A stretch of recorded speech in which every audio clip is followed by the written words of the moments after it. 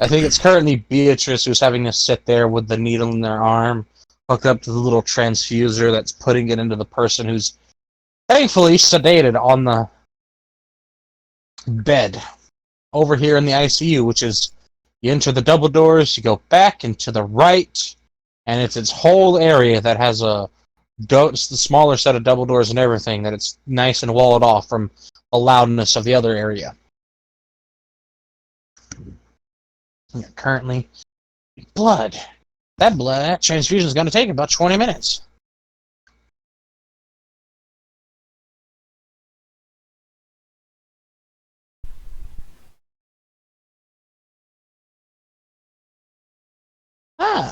Whatever it was, it did cause them to have difficulty breathing, so they even had to intubate this person. Oh.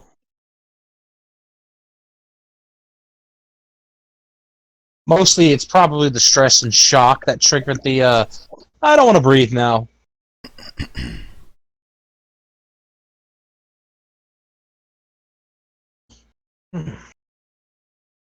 All in all, they have been roughed up quite a bit. They have no left leg. Looks like their left leg was basically sliced at a diagonal angle, just slightly above the knee.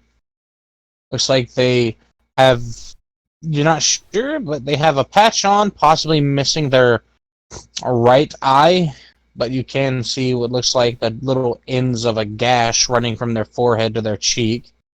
So if there was an eye back there, it possibly got cut through. They have some mild fractures that you can see. Looks like they have a splint on one of their hands. They have a gash that's been stitched up on the underside of their arm, or at least on the underside of their left arm. And they have a cut on their chest that was stitched up, bruises.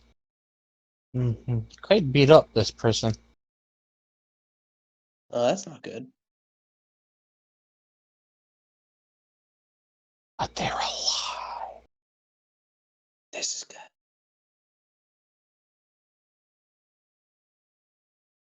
good. A very silent nurse is helping with the manual breathing.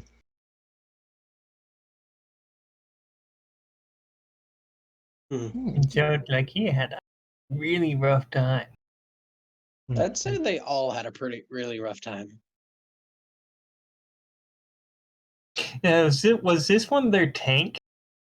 Mm-hmm. Okay, I thought so. I thought it was either the tank or the. I know you said he was unconscious. He got himself knocked out.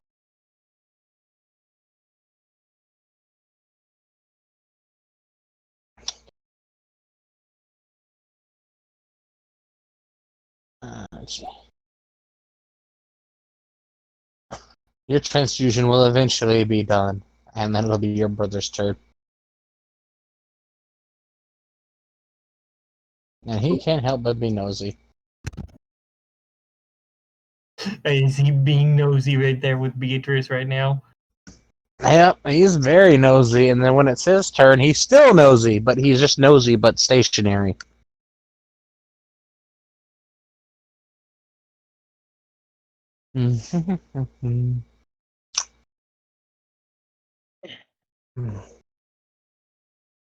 Let's see.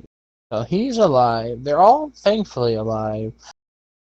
Looks like their veteran who is in charge is conscious, and he's coherent enough, but they did have a head wound that required tending to, and then 87 stitches.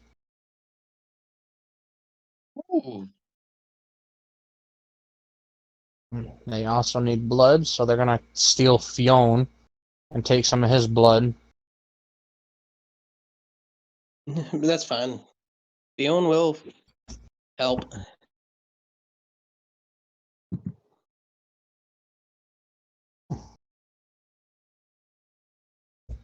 Two of them are missing their legs now, counting the one whose leg they had to cut off to save his life.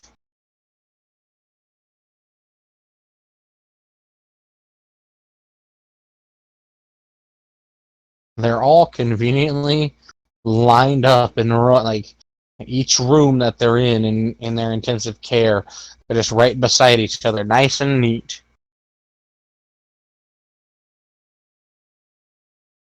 But boy, that is a rough injury. Oh, I hear puppies. Oh, puppies in the infirmary.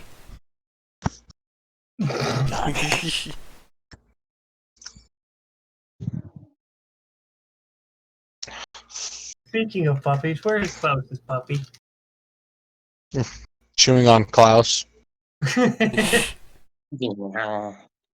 I bet the next thing he's gonna invent in his drool sleep is like an arm brace or something that the dog can chew on. Yep, probably. I'm lying here. Just Oh, look at that. gradually making it out of stronger and stronger materials because they keep waking up with a bent arm brace. Mm-hmm. Let's see. Ah, look. Your first time seeing the X-ray machine. Ooh. X-ray? Is it spelled EXAY?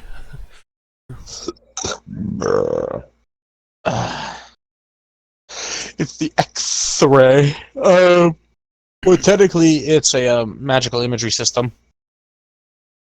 Aha, so less chance of radiation poisoning then. They wheel it over on its little. Man, it looks pretty fancy. It kind of was like a little, basically a podium-looking thing, like a lectern given its size, technically, with little wheels that lets it get pushed around, and it has what looks like a armature attached to it that they can move out, and there's a sort of a large circular, slightly concave apparatus at the end of this armature that can tilt up and down, and it's lined with the runes all across this system. And they have simple, very relatively simple little physical controls that are essentially just what are those things called? Restats or whatever. They sense when something's being pushed and it moves a physical piece around to connect the circuit, so it's not just sitting there connected but being blocked, which is bad for the circuit. I have some of those that seems to let the magic flow through it and actually turn it on, and they're able to manually move this around and actually get a decent image projected on from a little crystal screen they have that lets them see deeper in the body. And thankfully, that lets them notice that one of them has currently got a lung filling with blood, which explains the coughing. Huh, they had a really rough time there. So what happens when you run into a unique monster? Yep. And you're not prepared for it. Nope.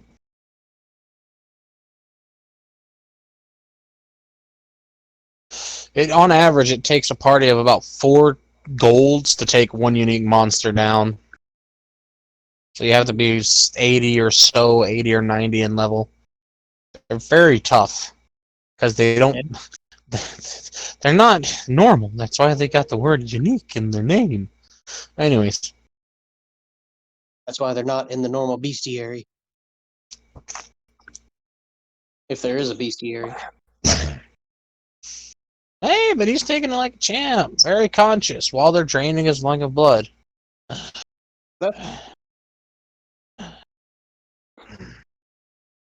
Alright, there, you've been nosy. Just the infirmary's doing what it does, trying to keep people alive. Mm-hmm. Is anybody in here? No. So I did some thinking, and yeah, the infirmary definitely isn't one floor. It is accessible from all floors. Mm. Well, technically, it's each is total. At the top, where it's most peaceful, you have the what is it? Minor things, minor Huh? inconveniences. Minor injuries and things like neonatal or prenatal and shit like that. Just natal care. It's also so you don't hear all the yelling all the time because somebody's in labor for 18 hours. Yeah. It's like, somebody get this baby out of me! Yes, because we all know sound travels upwards in the air. Yep. Totally how it works. That's exactly how it works, because the guild says so. Well, no, it doesn't. But technically, if there is heat rising at a given time, it will push the sound up. Sort Sound of. has a harder time traveling down, though. Like it's a misconception. Sound likes going straight. Yeah. Sound waves dissipate really fast into the air and really, really fast into the ground.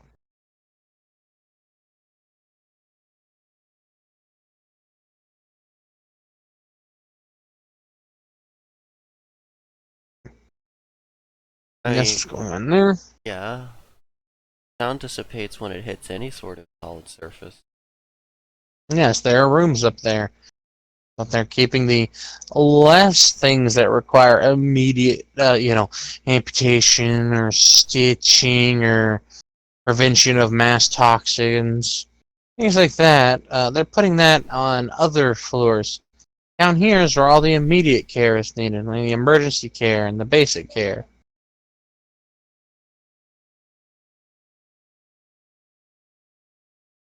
Non minor stuff like breaks, scrapes, and burns is up top on the second floor. The third floor is where the babies are. Oh, baby! Okay, dokie. What is the people that need to be here, aren't he? Kevin has to go too, technically, 'cause he was part of it, so he can't. Damn it. I have to carry out the rest of this day normally, I guess. Okay, I guess I'll allow it. I have to rethink exactly how to do this right now. Not how I was gonna do it, because you can't, just because of the absence. Jesus Christ, can y'all quiet down in that room fucking yelling all the damn time when somebody's trying to mind their fucking business.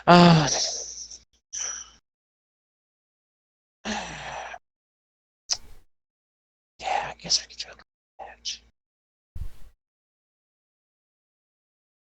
So I suppose Well, now that they have donated some blood to help out, which is lucky they were there to be able to do that immediately. Yeah. And they were there mostly to find out what happened and how they could help, or how what information they could find out, or brainstorm with. My brain's not working very well today. that's okay. They were trying to do a brain like I can't. I understand. No, you're Well, the one with that's- the brain. They're supposed to be the dumb one, remember?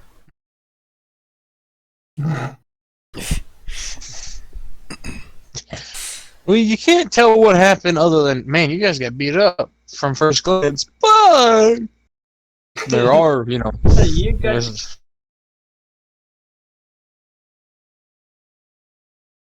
was, dealing with a lot of the paperwork that's needed to be signed and things like treatments, prescriptions from the apothecary, and other things like that. well, if Doru has managed to collect everybody and meet up with them, she's going to explain that the party needs to stick together and that they are not to speak with people that they are not familiar with.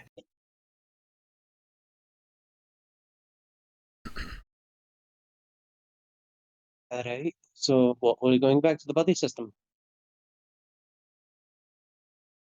We never stopped the buddy system. Only you did. Well, yeah. Idiot. Anywho,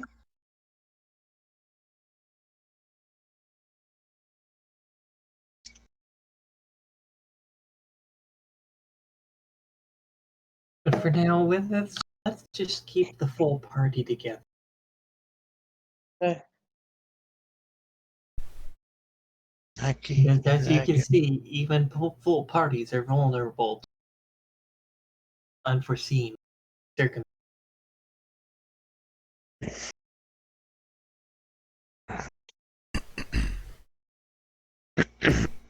Oh, let's see.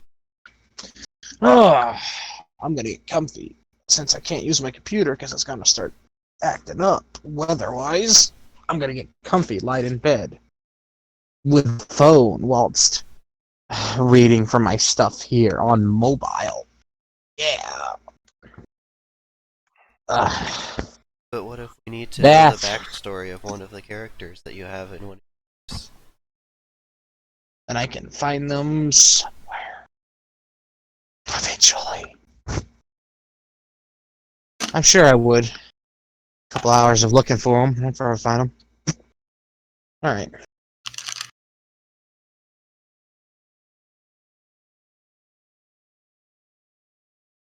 To find out what... Well, they're not going to tell you, but... They definitely did get beat up pretty fierce.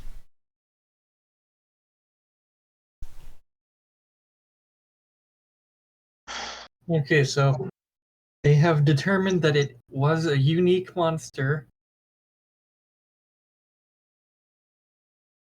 Aside from that, nothing else is entirely determined.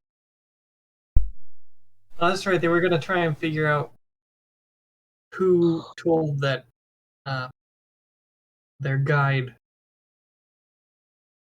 about that dungeon. I did a That brain. wasn't for any of you to do. That's what Noro and Kevin are doing. Yes.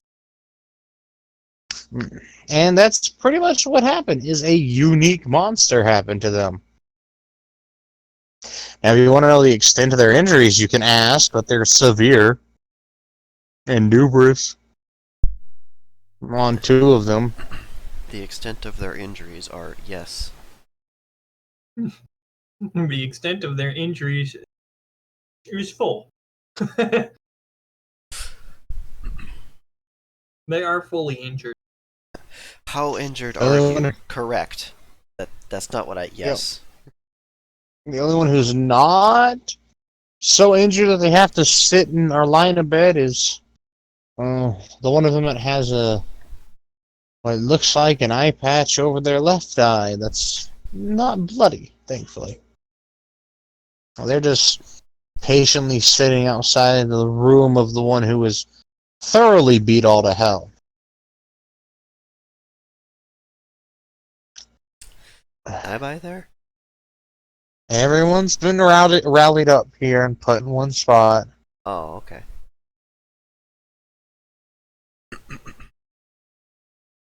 Oh,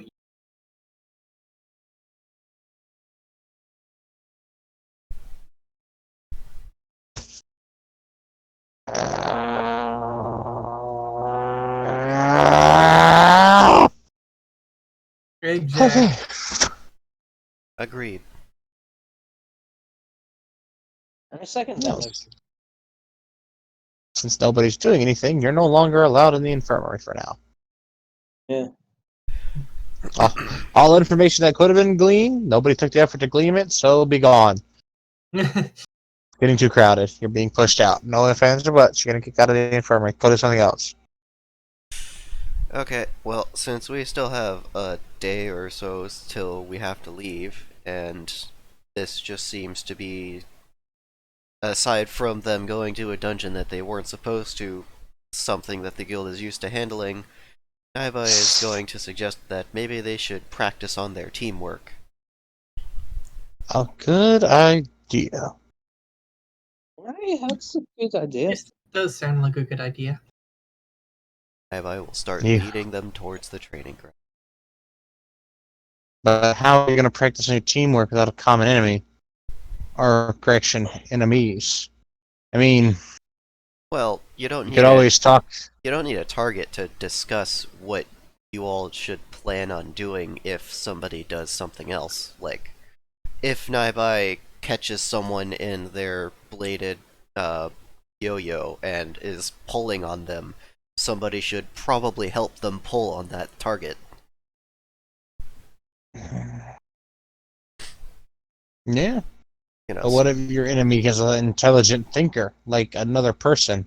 and, How do you deal with them then? well, that's something that we can sit down and discuss.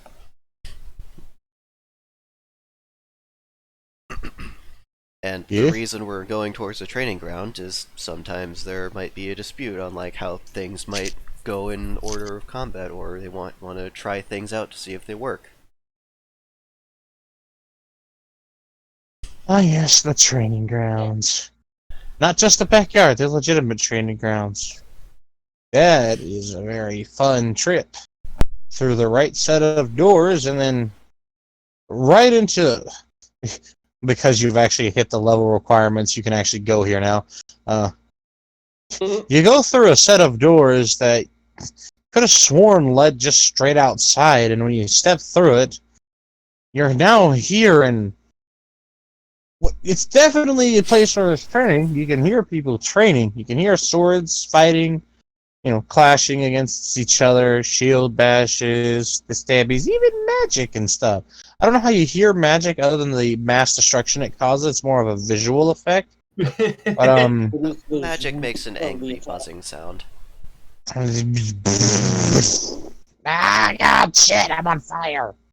Yeah, exactly. Yeah, basically. But it's quite interesting. It's like you stepped into the backyard, but instead of having a big walled-in backyard where the ranges and everything were, it's you're walking along what looks like a sort of a brick inlaid road. It's laid brick with some sort of symbols. They're not magical. They just mean something. And as you're walking along, you notice that, what the fuck, was this hill always this tall? And Oh, well, okay, hold on. As- It's visually different than the backyard, correct?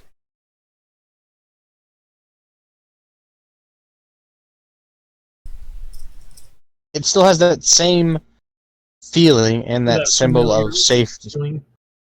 Plus, it has the safe, the safe territory icon off in the corner of your vision, so it's still technically the guild.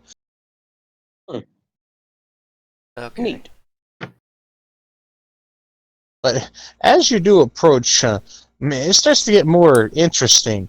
This paved road started with just what looked like some standing torches that have gone into full-blown, well, they're not, well, they're mini braziers, technically. And then once you get to the top of the hill, yes, sconces. Then once you get to the top of the hill, there are just full-blown braziers on either side of the paved road. And then you see this hill that leads down, and there's a motherfucking coliseum down there. Isn't what I expected when I said training grounds. Interesting. Aye, that it is. What's the weather like? Here it is. It's very calm. It's hot, though. About 80-ish degrees, 84, 85 degrees. There is a fairly strong gust of wind every now and then. And you get the feeling it might get even hotter as the day goes on. Perfect time And you can... to not do any physical exercise whatsoever. Yeah.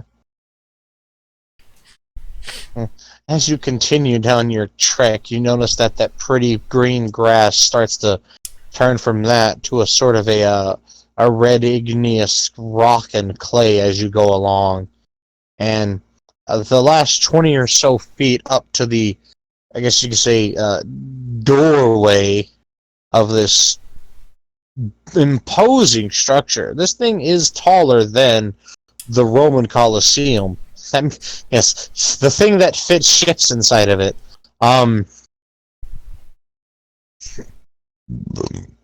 It looks like there are weapons planted along the road in tandem with the braziers. It says there's some sort of weird tradition of warriors or some things going on.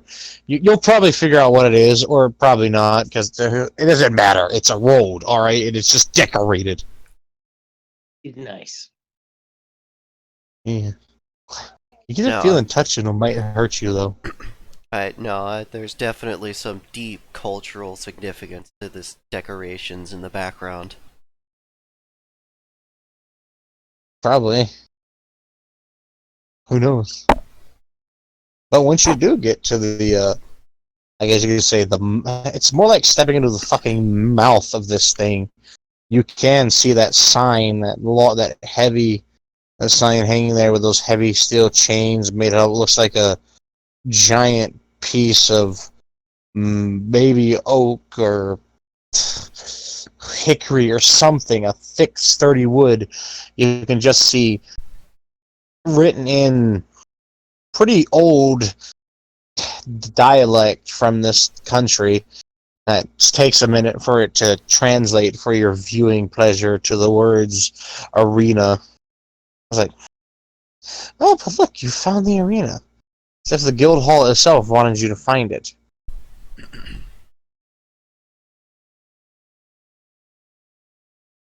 And getting through the doors, you feel like might be tough, though. They're quite big and heavy, and they got some of those gigantic, like, door knockers on them. Like a fucking, like trying to grab onto like 12 gauge wire and shit. That fucking giant ass fucking stalk of it. That's what.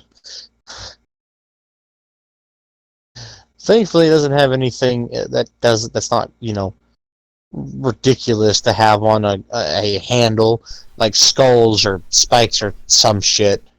It's just a big giant ring. It's the big giant black iron ring that has all decorations that it does have are strictly on the sides of it where they should fucking be. Not on the part that you grabbed. Mm. Well, Doru is going to grab one of those handles and pull. Ooh, it's a tough pull. But you do slowly pull this door open and realize that it's thicker than you are. That thick. That's a thick door. That's a 3C door. That's thick with a Q kind of door. Nah, I like the C ranking. How thick is that? It's at least 4 C's thick. Ugh! It's like, it's too thick.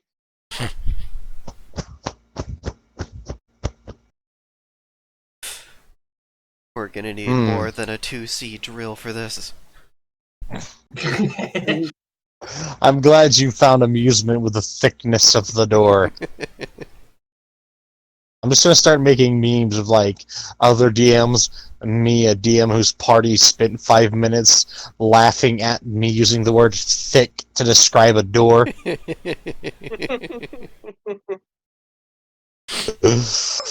Oh, God, help us. It's because we're a bunch of meme lords. Yes, but you get stuff done. Once in a while, Yeah. we'll get something done, yeah. You get meaningful stuff done. You've progressed the plot significantly. Okay. Thick door aside. When you do open it up, you are greeted to the sight of what looks like an arena filled with other adventurers dueling it out, and this hulking behemoth of a fucking rabbit man just standing there, just staring at them, dressed in clothing that most of you haven't seen, but Beatrice they would recognize it as armor very similar to the kind of stuff that their mom wears. The tall mom, not the fox mom. Not the floofy one, the tall one. Yeah. Very minimal. They've got a loincloth that covers up both sides, little poof ball tail of theirs even seems to be adorned with fucking a spike ring of some kind. And they've got shoulder guards that are made out of what looks like the skulls of some sort of monster. And they seem to be wearing a legitimate fucking dragon skull as a helmet. Oh, Neat. it was all cute until the dragon skull. With their ears sticking out of its fucking eye sockets. Appropriate.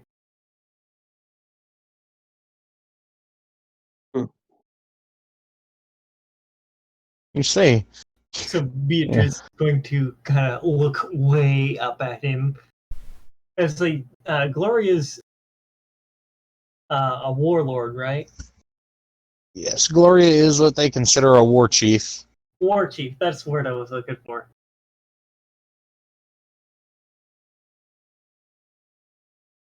So she's going to look up at this tall bunny man, this Lapanara, and she's going to just ask, "Are you a war chief?"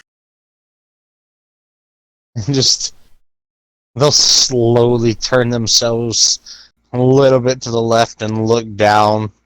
Ooh, I like that dice. They have very pretty. Those are very pretty. Excuse me, guys. Sorry about that. That was weird. They have lazurite colored irises, apparently. Fancy. That sounds very pretty. Jesus Christ.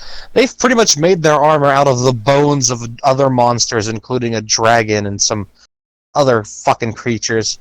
Except their chest piece, which seems to be made entirely out of some sort of unknown monster's hide. Covers up their vitals, and that's it. And no, they don't have like their nipples or anything showing, because they're still vital organs behind the pecs. Exactly. Yeah. So there are important things in that chest cavity. Mm-hmm.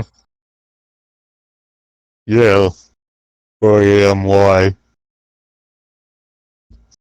One of my mother's is too. Congratulations.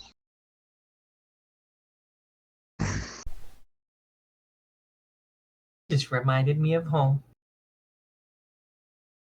And so she'll give him a smile, and then she'll kind of return to looking at the scene.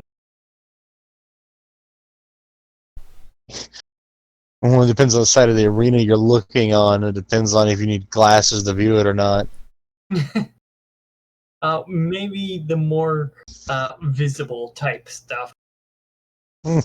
So the magic! Whoa. Fancy. There are some crazy-ass spells going on here. You watch, also, you've seen something that you haven't really seen before. You watch somebody cast a spell that somebody else seems to pick up on their weapon and then deliver it themselves to another opponent, promptly knocking them out of the fight. Jesus. It's magic lacrosse. Magical. But no. I mean, yeah, but... Like, yeah, but no. Well, yes, but that wasn't in the inspiration. Shut up. Hey! Remember, cowboy attacks can be lethal.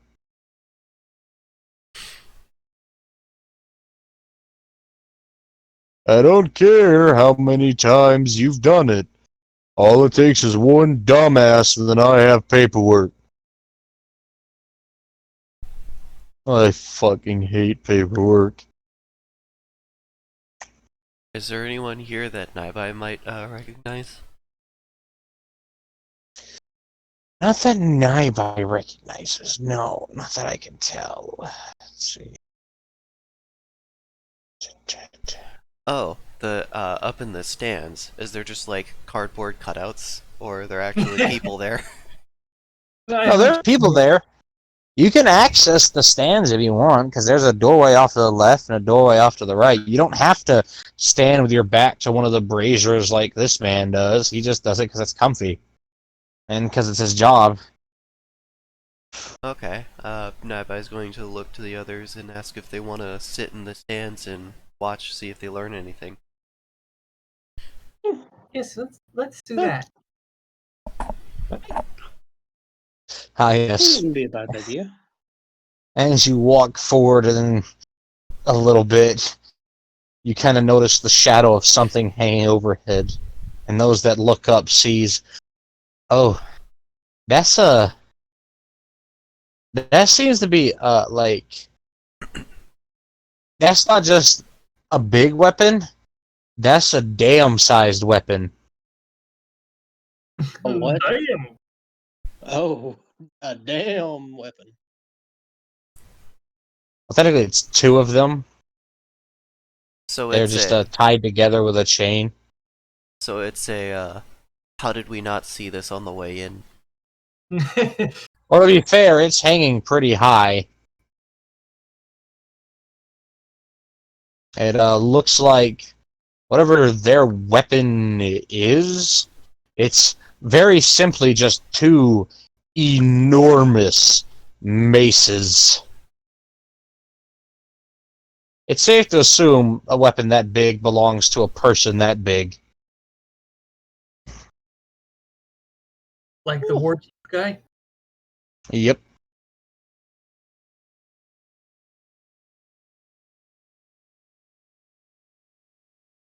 Well, that makes sense.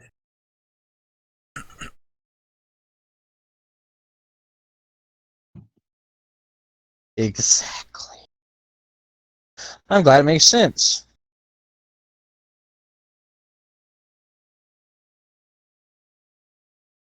So, how full are the stands? Is it like easy to find a spot, or do they have to shuffle around? Yeah, it takes a small amount of shuffling, but nothing too severe. Okay. Once everybody gets settled, Doru's going to find a spot among them and kind of sit down and such, because she's tall. Doesn't want to block everybody's view. Doro takes up 2 seats, has to find a spot for their leggies.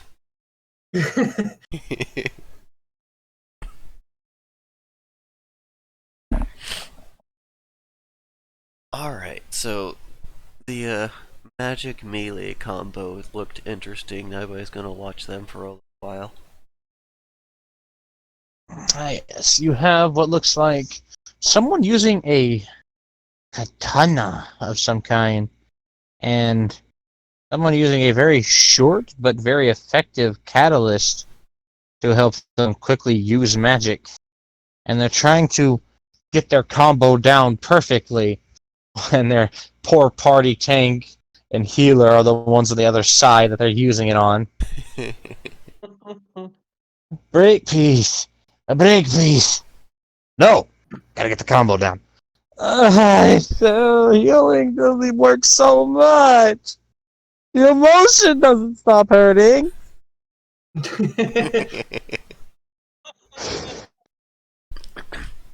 Yeah. Just, they're basically hiding behind their huge ass shield. And the little healer is hiding between the shield and them. Oh no, the healer is just getting bear hugged.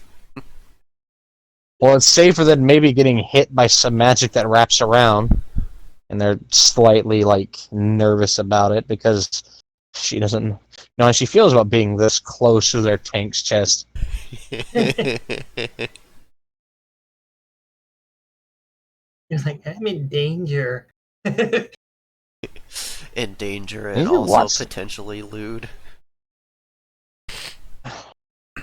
It takes them 15 times where they stop fizzling it, but before they can consistently do their little combo attack, which is quite simply one of them seems to channel magic, and then the sorcerer seems to channel magic, and then unleashes what looks like a sort of a spiraling trail of ice that gets picked up by the, I guess in all intents and purposes, their little samurai here, and then they promptly do a spinning slash and deliver it to the shield.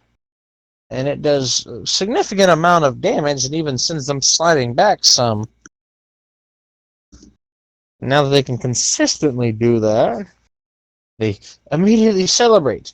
The two of them happy and the other two exhausted, and just deciding that it's best just to lie here against the cool ground under the shield for a little bit. It's like, okay, it's break time. It took about 4 hours, but you've now learned the concept of combo attacks and how you seem to be able to mix them together.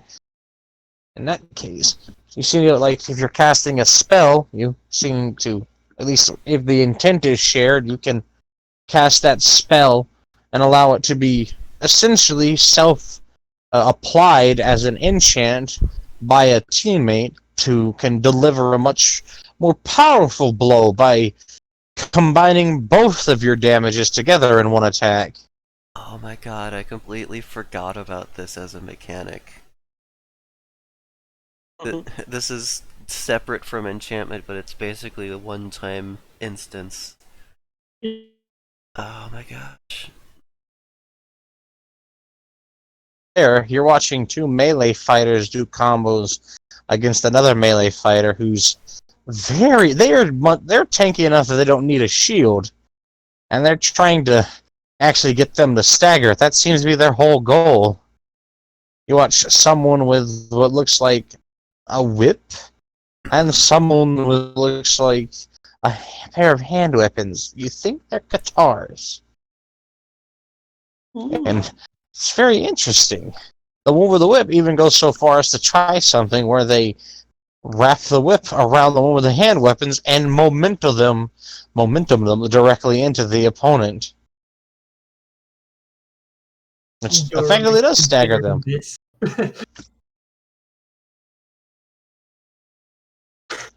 So it seems like, from what you could tell, where she just like, oh, you're too far away. Wrap the whip around and launch.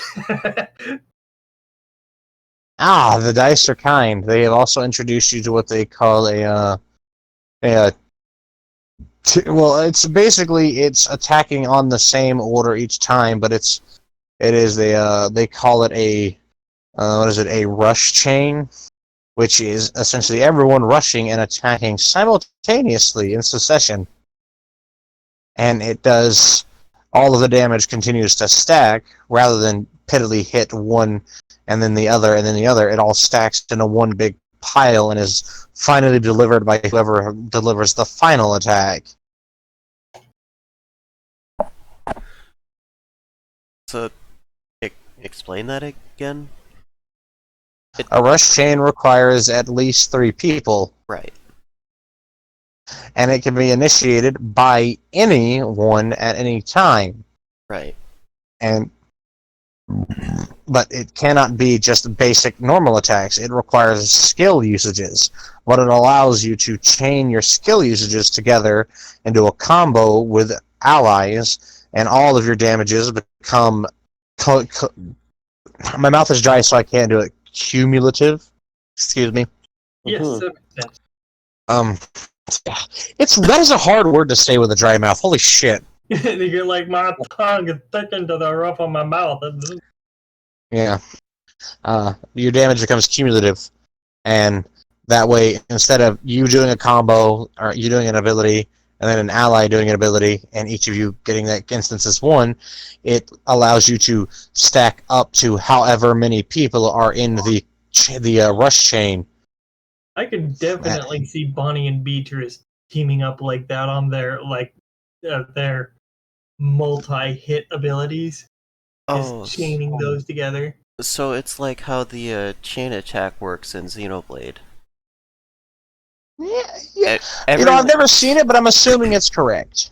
so basically the way it works in Xenoblade is at any time you can start it, and it basically goes in from real-time combat to turn-based, which essentially lets you pick a skill that you want to do, and then picks a skill that your teammate wants to do, and the next one. And if it gets to the end of the number of party members that you have, and you meet some sort of requirement, like you're doing elemental damage and you did 3 fire attacks, it starts the chain over. Well, as long as you have skills ready, you can keep chaining a rush chain, or a chain rush, however you want to call it. Yeah. Also known as crushes, just colloquially known by the adventurers as crushes. Because they do a pretty good job at crushing the opposition. But they are, again, that is a very intensive combo with allies that is taking away multiple tools for combat from you for pretty much the remainder of combat. Yeah. Yeah. Yeah, but they can do a lot of damage. And now, your damage will be cumulative during a rush chain, or we'll just call it a crush so it's easier for you to remember. And, oh my god, here it is. However, your status effects and everything will also add together in one big burst, proccing all at the same time, instead of on different turns if they're not applied on the same turn.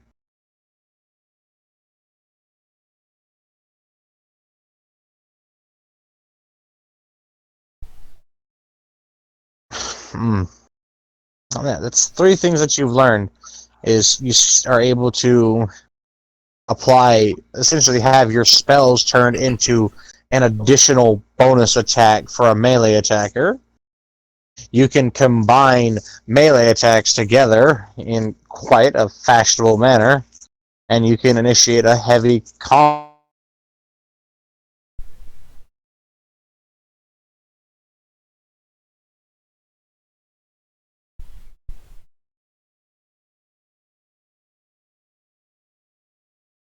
A mage adding an element or something to an archer's shot too.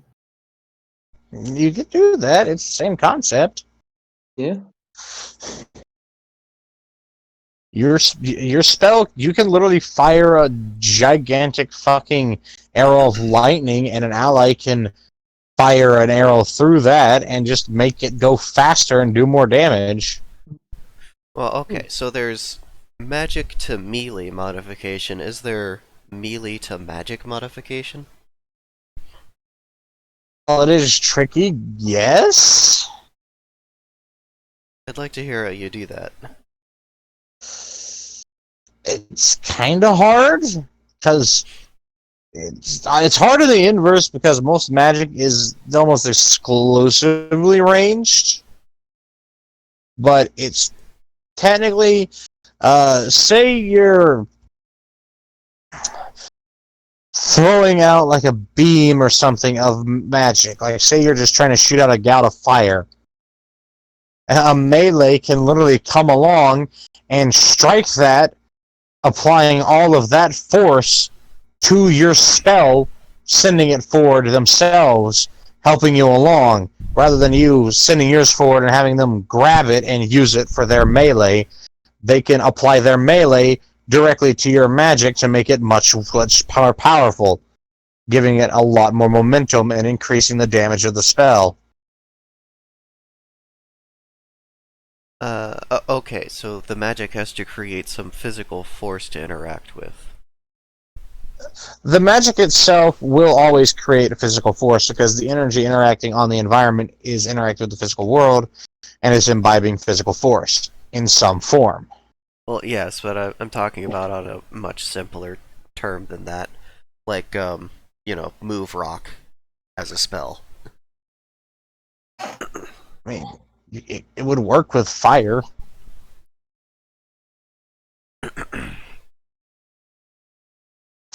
It all boils down to the world doing whatever the fuck it wants at any given time. That's kind of how everything is. Yeah. Yeah. It's like in the real world, it'll do what it wants, even if it makes no sense. It's like, listen, this is what I want. That's This is an interesting puzzle, though. I kind of want to figure it out in more depth. it's very difficult because either inverse or non-inverse, it still contextually relies on how you set it up or how you plan to set it up. Oh yeah, of course. It's not automatically going to happen. It requires the both of you. Oh yeah. It's like another potential way. Let's see. So you've already got the. We Well, have my brain turned off. we have Never mind. magic to magic That's okay. modification, and we have magic to melee modification. Going from And melee magic to to range. magic is the hard one. So I had an idea kind of for an example of that, where basically say you have some guy with a sword or something, and he goes in, he gets past this enemy's defense or whatever, and basically strikes him with the sword or stabs him or whatever, and then the mage could add their, let's say, a lightning attack to that, sending it through the melee fighter's attack to do that possible. But see, that's still magic modifying a melee attack. It's okay, I'll explain it like this so it's a little easier to understand.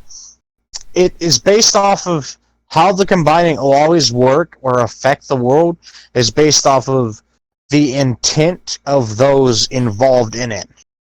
If it's intended for a physical attack to propel a magic attack, then it will. If it's intended for a magic attack to enhance a physical attack, then it will. So we could set it up like an equation then. You have to decide which is the enhancing component. You don't have to set it up like an equation regardless, because all I will need is your dice rolls. It's basically just addition. Order of operations in addition is not important. The numbers, Mason! I'm trying to think of a way to explain it to a DM that doesn't have your brain. Well, it's simple. Just say a melee fighter does a Hulk clap, then boom, that's going to the magic, pushing it along. You can clap hard enough, technically, in this world to do damage like that. I'm sure you can.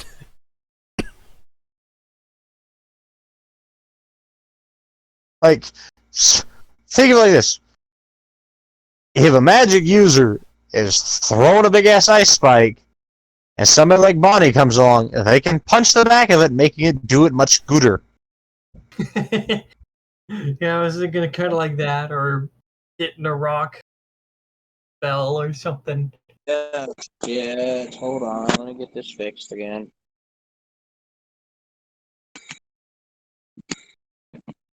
Right, here, I'm back. Welcome back. Yeah!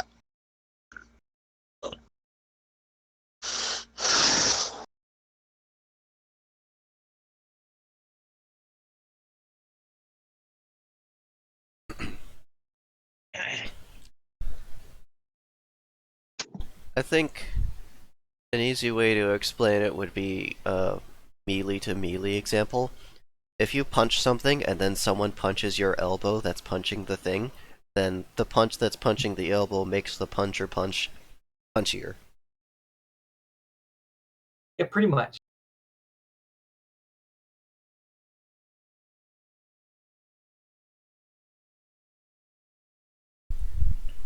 Alright. I got it in my brains now.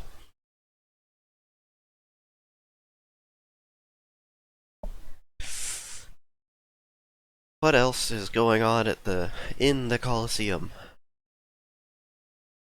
They're slowly clearing out because there's apparently a match set to go. Oh, that'll be interesting. Wait, do we need tickets? Nah. Feels looking. I love that. That is a cool name of his weapon. It's a pair. It is Yieldlegging. Yieldlegging. Oh my god, that is so Norse. Yieldlegging.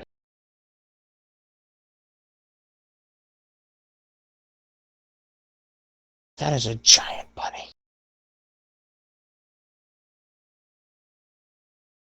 It's a very big planet.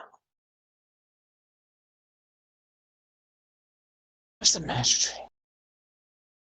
Platinums are wanting to test their might against each other in a skirmish. What is stronger? The sword or the magic? That's a good question. The magic sword. Who knows?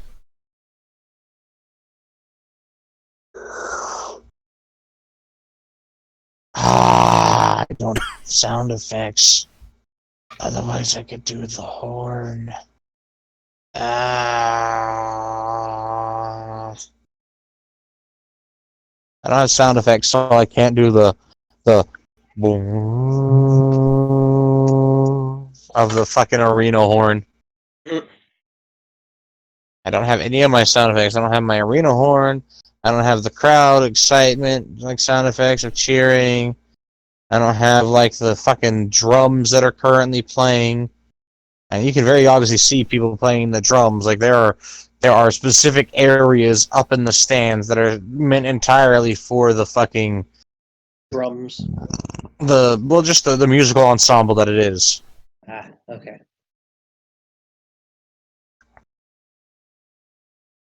It doesn't sound as cool if I do it without the music. Damn it. Oh no, you'll have to get up. Well, I have my stuff off in case the power has problems.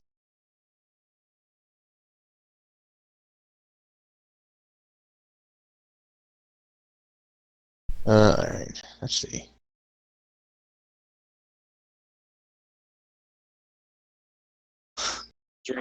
Damn it, all of my responses were also ready.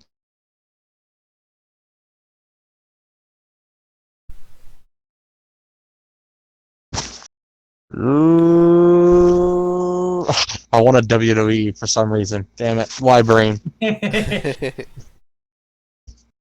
Let's get ready to... Not really. That's kind of right.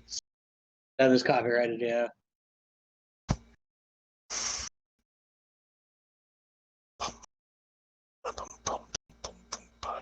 So I guess Megan's gonna get his shower and then he'll be joining us.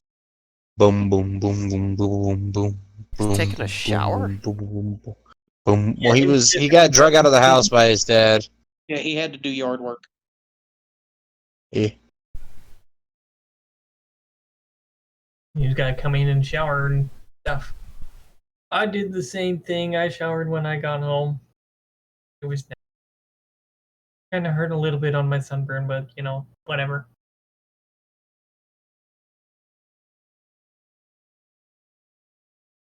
Yeah, I managed to get sunburned in the shade yesterday.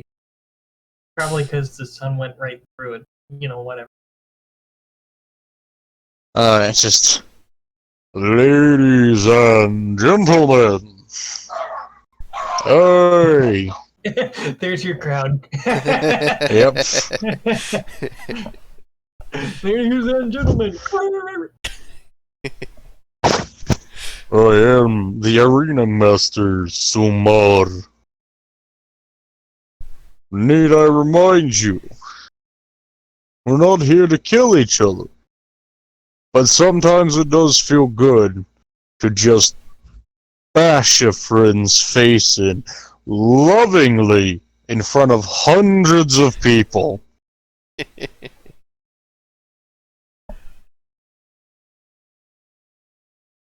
Yidling, That's all you hear him say is some weird word in a foreign language, and then those two giant fucking maces come, just basically the best word I can describe it, Mjolniring their way into his hand.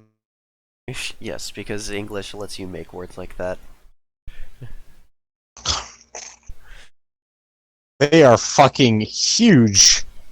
I love the fact that they are, like, you can tell which one's for what. One has spikes and one is just, it's not like perfectly spherical, but it has what are they called? Nodes? No. Flanges? They're flanges, but they're not sharp. They're just blunt. Those are still flanges. Ridges? It has flanges around it, but it's not aligned vertically. They're wrapped in sort of a helix shape or a drill-like shape. The spiral So around it. a spiral, yeah. And I remember. The first one to break the rules gets to choose which one of these reminds them of them. Oh. You have a good day, gentlemen, and try not to char the crown. And as he's walking away, he'll just raise the two of them over his head and slam them together in a fucking... Oh, you can feel that in your eardrums. Like, you're like fucking 40 feet up, and you can feel the vibration of that. That is a violent fight, and I will not describe it at all. I'll leave it up to the theater of the mind. What? You have to describe things for theater of the mind to happen. Not necessarily. I could just leave it open to interpretation. Nah, I'm not gonna be a dick. Oh my god, this dude has a back sheath. Awesome. He has a shad sheath. Shadiversity would be happy. He has a shabard. He has a back scabbard. A shabard. No, it's called a shabard. The shabard. A shabard. Yeah, okay, anyways. He has a shabard for a very large curved blade that he promptly unsheathes in kind of an impressive flourish that you'd expect from a veteran like him. And he goes from 6 feet away from his ally to about 4 feet away and already doing a sort of leaning swipe with this, trying to get as far as he can on the reach. But he does just barely miss his mage friend here, who is very fast on their feet, mostly because they use literal fire to propel themselves backwards. Whew. All right, dice roll. What happens next? Ka-cha! And also ka-cha! Okay, so this is 279, and that's 4. Okay. So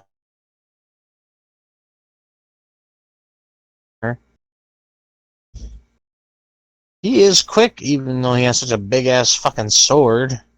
By the time his opponent can even go to channel another spell, he's already on top of him and gets one good slash in, though it's nothing this incapacitating, because whatever fucking spell or little trick he's using to ignite his feet and then promptly scoot away at a good distance, man, that would be really useful to use.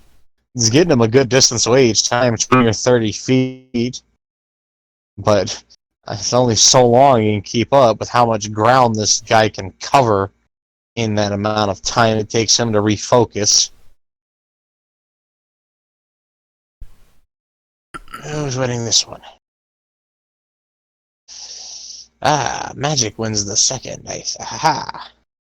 And the Mr. Giant Curved Sword pretty quickly covers that ground and goes for sort of a so it's a sprint that he then brings into a slide onto his knee and then a spinning slash that gets promptly stopped by what looks like some sort of large hand made entirely of steel that just reached out of the ground to catch his blade.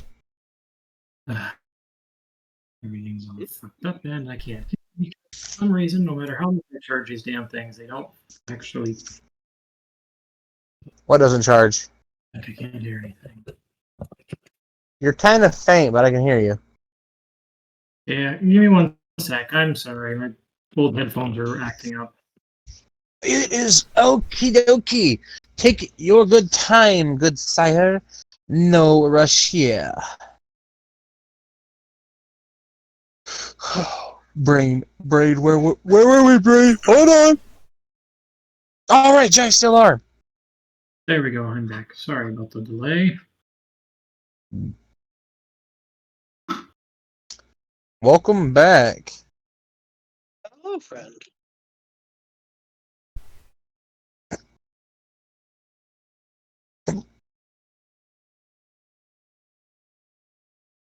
What have I? They found the arena.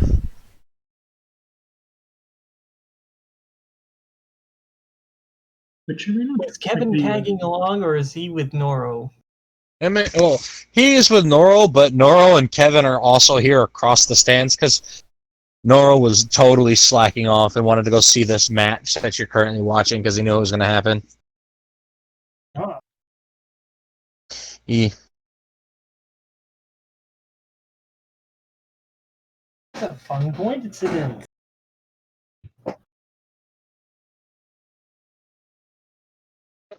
yeah, fun coincidence. See, Noro does his job, but he does it at his own pace. That's the thing you have to understand. Kind of like me. I do my things just at my own pace. Unless they give me too Exactly. much, then I can't do it. I would imagine the stadium also, or the arena, has vendors yeeting food into the stands for people.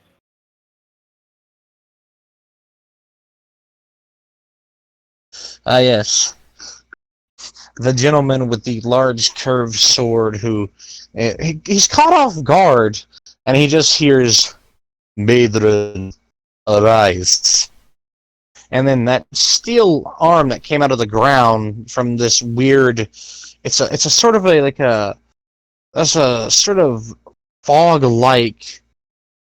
It's like a portal in the ground, and it's emitting a silverish fog, and the portal grows wider as another arm reaches out, and this time it's got what looks like a twin blade of some kind, and it slams into the ground, and slowly this hulking monstrosity covered in steel armor arises itself from the ground and closes up that little portal. And it is more than happy to fight this gentleman with the sword. Oh shit. And so that Oh my. sounds like a summoning maid. Yeah. The fight then takes an interesting turn.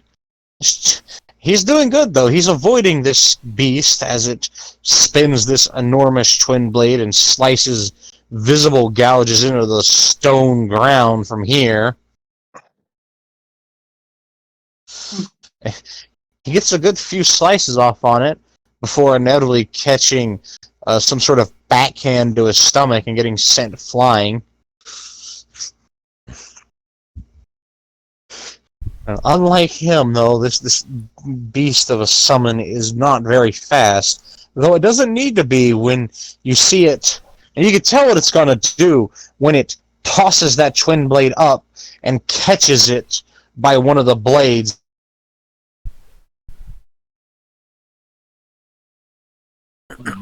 Who's behind? Are the onlookers behind the in the throw zone scattering? that right there is why you have to go. I just did a dice roll. I'm like, okay, I know it's over 40 feet, so you're actually the first row of viewers is 55 feet above the arena for safety. Yeah, very good. And that gentleman that got backhanded into the wall, he does a very video game like dodge roll with a audible "oh shit" as he sees that twin blade come sailing at him like a fucking discus before implanting in the wall almost entirely down to the hilt in the center, and then it kind of vibrates menacingly as it starts prying out of the wall and returning to its user. Unfortunately, they didn't get it fast enough because he took his opportunity to get them while they're open and managed to put one good slash on their good arm. At least that's what he's guessing is their good arm, because it's the one he just fucking threw that thing with, and he does manage to disable it in time. Though it doesn't keep the twin blade from coming back, which is another problem he has to deal with, is fucking boomerang blade here.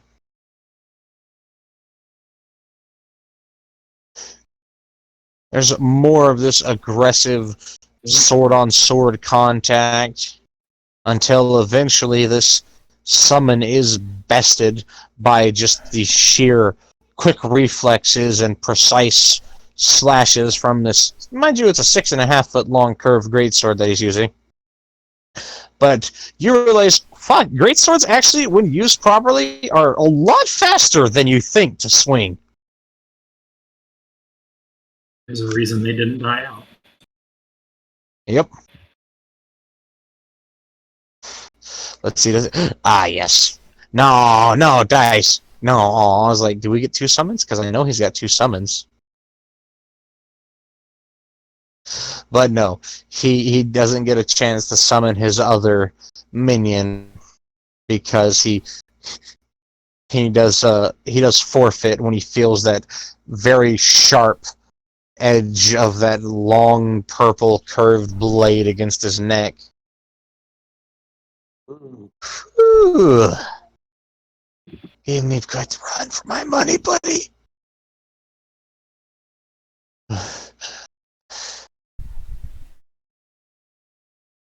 Honoro. Yay! Since I don't have all my sound cues, I can't put roaring applause. Maybe. But there is... Everyone is happy having watched a... It took about 25 minutes watching somebody fight tooth and nail against a summoned monster. You have now been introduced to the summoning school of magic. Oh, that was a good fight.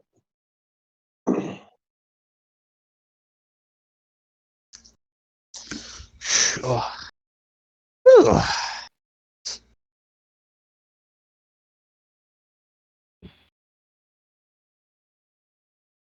He didn't have to use any of his skills, though, so he knew he outclassed his summon. Mm-hmm. Yeah.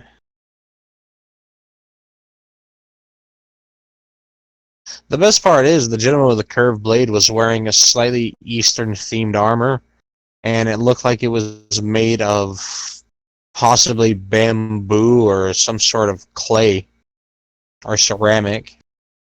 Oh, that's cool. Neat.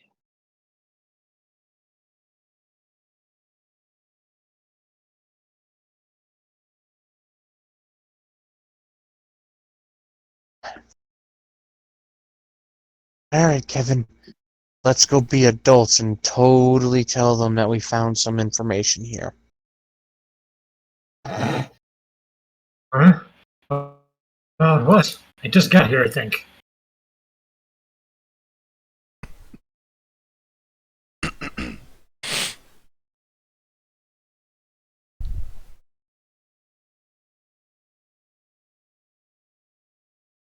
The arena master standing in the arena just looking at the gouges in his floor and wall. just annoyed noises.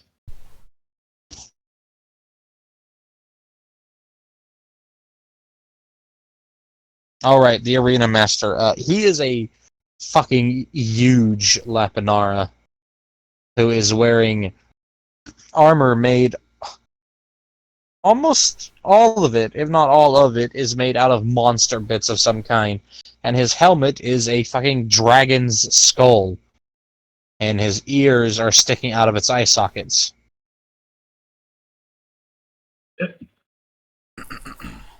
One way to do it.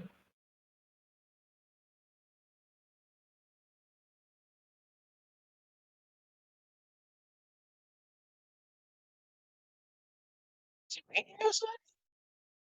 Huh? It is. It's raining outside here. Rain, rain, go away. Come on back in. Actually, no, that's how we get into these messes. Storm season wouldn't happen if people would stop saying rain, rain, go away. I mean, They just kind of all decide to come back at once. Exactly. Like, if you just let it come a little bit at a time, you wouldn't have a problem there. Exactly. It's Nobody like listens to holding it me. all day long and then finally having to go to the bathroom and you're like, ah! You know? never wait till it hurts. Just go. Exactly. Because if you wait till it hurts, you'll have to wait a little bit longer, and then you're going to have a hell of a time.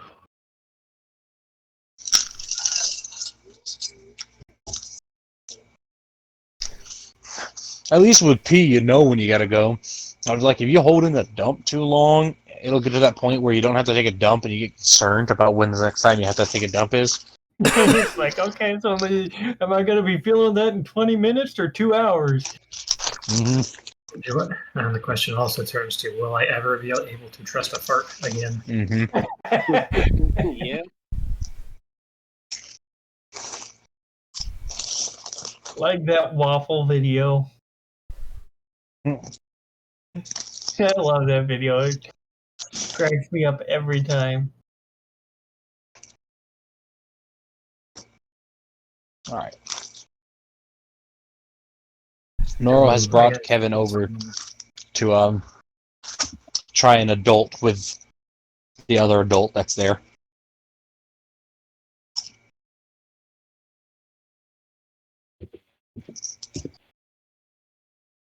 Oh, and Kevin's going to kind of lean over to Nora just a little bit. How are we doing again? I don't think I was here for most of whatever just happened. Looking for information.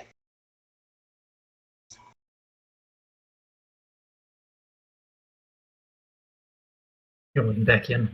What kind of information?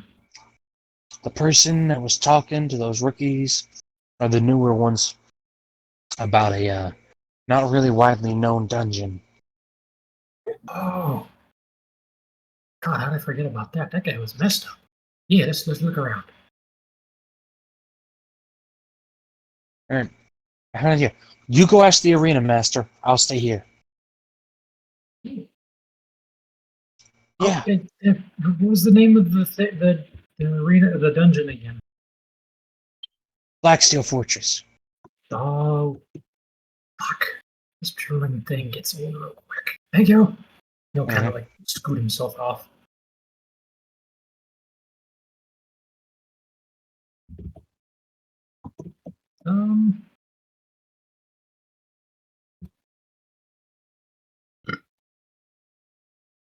Guess he's going to make his way down to the arena master and hopefully navigate his irritation from having his arena tore up. So, hey, hell of a fight, huh? Well, it was over far too fast. I didn't like it because it was over too fast. Yeah. Could have been more climactic, to say the least. No, they would have needed to put someone stronger in there. Jid knew exactly how strong his enemy was, and he chose to take his time with it.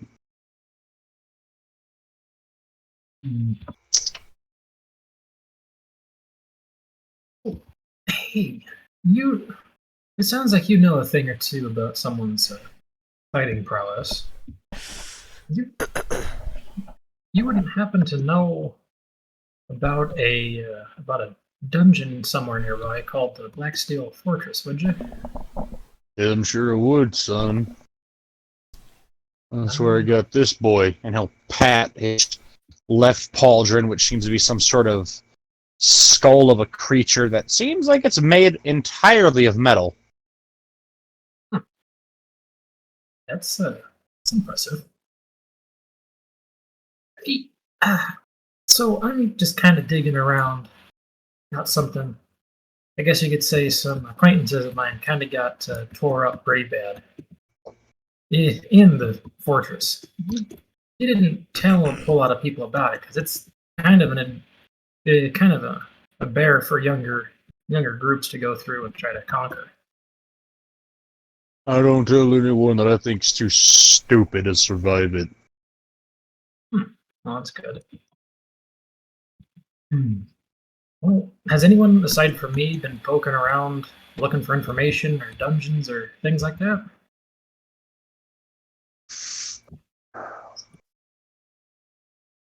Jin's about to go on an expedition, so Shin was asking me about some more stuff. Asking me about the final floor boss of the Black Steel Fortress. Asking me if I have any advice for fighting it, and I told him he's too small and too weak to fight it, so he better go ahead and find another dungeon.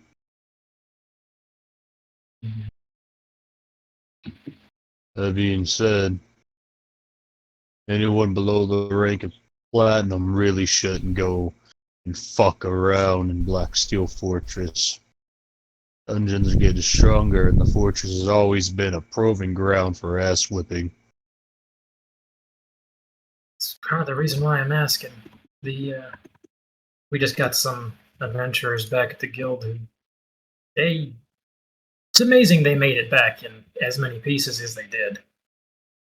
They came across what are those damn crystal gemstony looking pieces of shit? Sapiens. Yeah. They got tore up by something that looked like one of those, but was way, way meaner.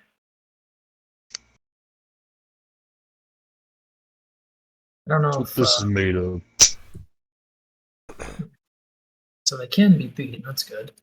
It's just ah oh shoot. Well, I'm glad you're not telling people about that thing because I don't want people getting the wrong idea that it's just another average dungeon. I haven't been there myself, but you know, There are only 8 people that I told about it who did when we first found it.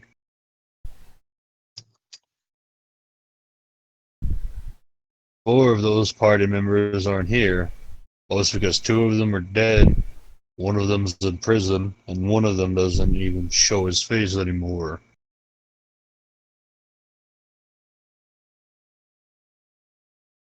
fair enough. Good. Sounds like everybody that's had a tangle with it has not gone around spreading info or telling people about it for fear of getting somebody killed. Which it's good of them because I still don't know how those guys got a hold of that information. Looks like I'll have to keep digging though.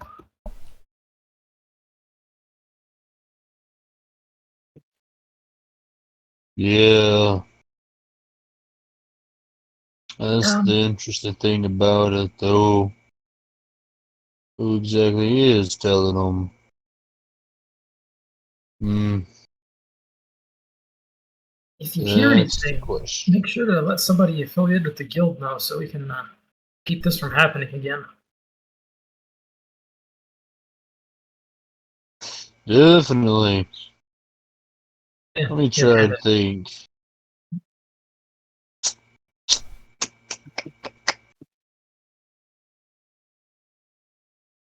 So you had Jin, he knew about it, but that was Jin's pretty strong.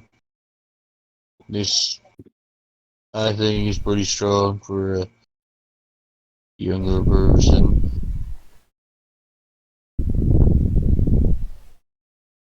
And you had Mel Samurai, titanium rank, Horitsumi. I told him about it when he asked for a place to find materials that he could turn into a very good blade, something that would be resilient to a whole lot of damage. Possibly against my better judgment, but as remains to be seen since he's still alive, if not having been beaten up a few times. Don't kill you makes you stronger, I suppose. You know where I could find him? He usually hangs around Grill. And, I also told Grill because they were in the same party. I'm assuming there's like a staging ground or a bar or something nearby. You'd have to talk to administration if you want to know where those ones are. That's Dark Elf, I think, and an Infernal Boy.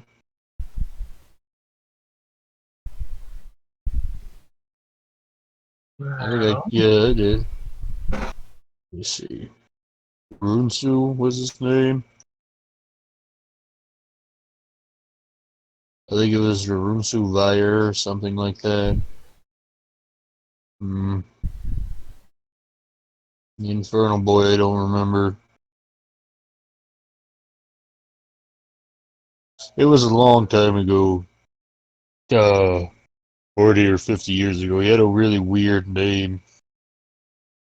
With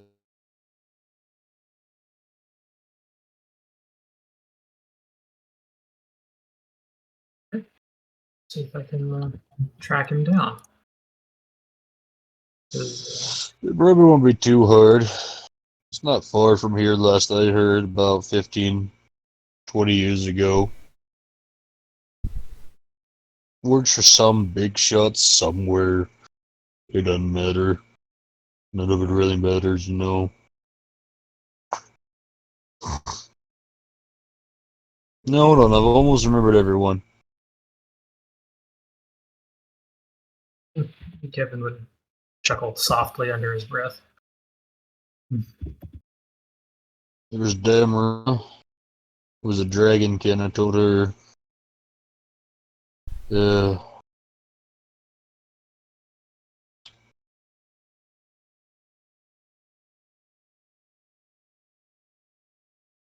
F-Work Boy, I told him too, again.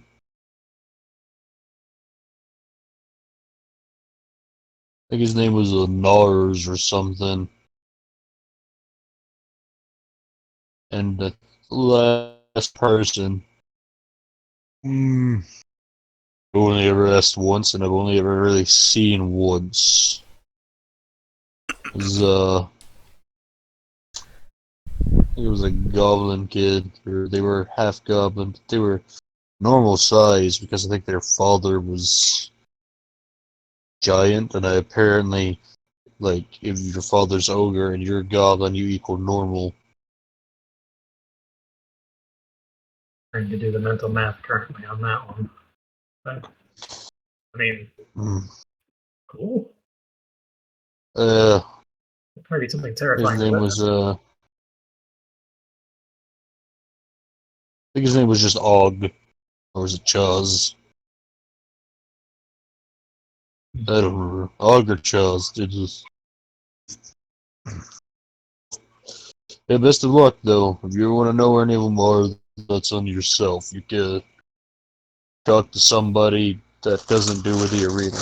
Go talk to a young elf girl who's in charge of all the paperwork. You wouldn't happen to remember her name, would you? I don't know. Celebrin, Sirbagin, Mir. You do realize I've been here 140 years, right? I'm a bit new to this scene, so first time hearing of it. But I do appreciate your information, sir. Yeah. Yep. Gangly. And they'll raise their hands up and catch the two enormous maces that just kind of casually come sailing their way. I'm gonna go beat these dents out of my wall now. All right. Best of luck and thank you much. And we'll kind of go off to find Merle again. It seems like a vast amount of the information was from a long time ago that he told people. So who knows how far that's been disseminated. Well, better than nothing. I Sure. figured coming here would be a good idea. Blackstone Fortress was first discovered by his party when he was younger. Definitely seems like he's seen some things. Well, he was one of the three that came out of that dungeon alive, so he would have seen a lot of things. Well, said somebody was gearing up to go after the fortress. Talking about the final level or the final story, I guess. Yeah, sure. Lots of big balls are going to be needed to try and fucking... The Black Steel Fortress has 257 floors. Jesus. Those poor saps only got to the 30s. The issue with that is, the Black Steel Fortress isn't like the Miser's Manse that we took you to. It's bigger. It's an expansive, shifting labyrinth. It's like a cavern in the earth itself was carved out and filled with stone and steel and iron and turned into this immense monument to smithed architecture. It's so enormous. I've never been, but I've seen images. Doesn't seem like a place I'm too terrible interested to go into myself, but It's a lucrative place in which the expedition. But the issue is, it's a dangerous place. Blackstone Fortress has always had a reputation as a difficult dungeon. A curve for adventurers to climb over. And any osmium today has gone through it at least once or twice. But that's really the level of skill you need is to be at least a titanium.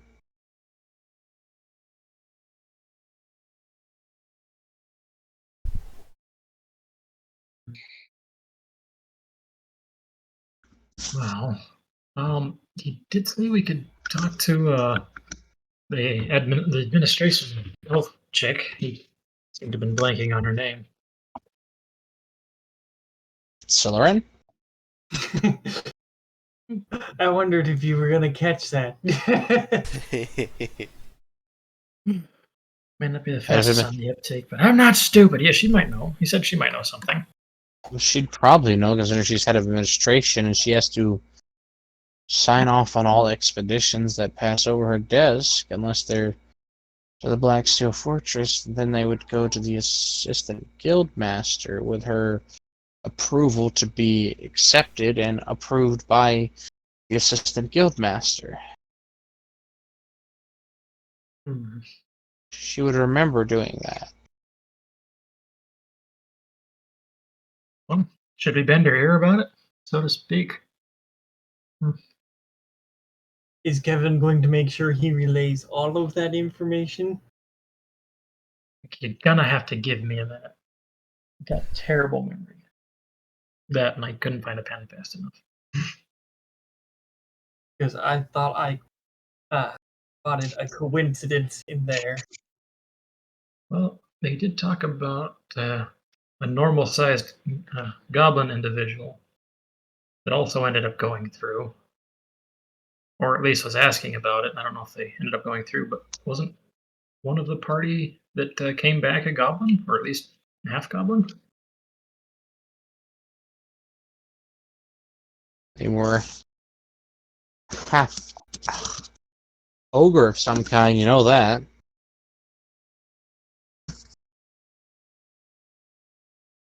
But they weren't very big, so maybe they were also half goblin.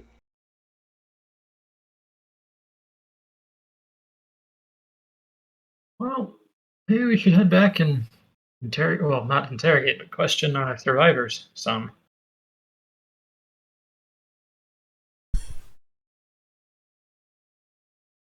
Sounds like a plan.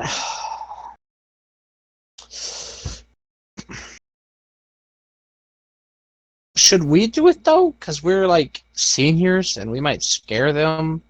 What if we make some of the kids here do it? Hmm. No, that's a good point. If it's all official, like they might not want to come clean about anything. Well, Beatrice is very charming, so her and I will take the most injured one. We can have Fiona and Faraji with their unique charms talk to another one. And I'm not sure if Naibai and her companion should be left alone with anyone, because whilst you might be all business, she might be all experimentation of their survival reflexes. No offense. Yeah, that tracks. Save me from having to say anything for the confirmation of such. How it could be, having the more blunt, having her more blunt nature might be helpful in getting some info out of anyone else. That I she seems to suppose. stay pretty level-headed most of the time, so that might help me getting annoyed and saying something stupid.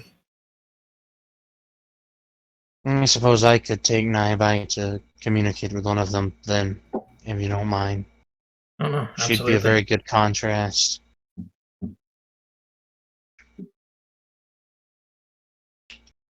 Alright. Well, then we will go. Information. Yeah, I guess I could go. Oh fuck! I don't even know what I was gonna say. Leader. The party leader.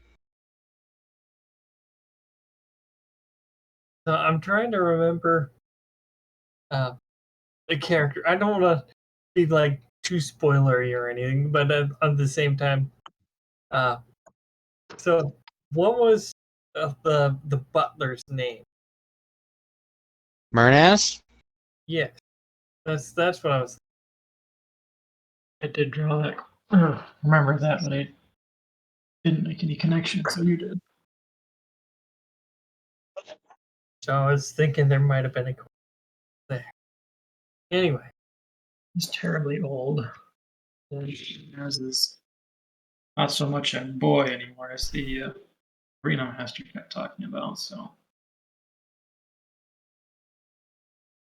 The arena master is old and he's been there quite a while. Probably doesn't leave the arena much.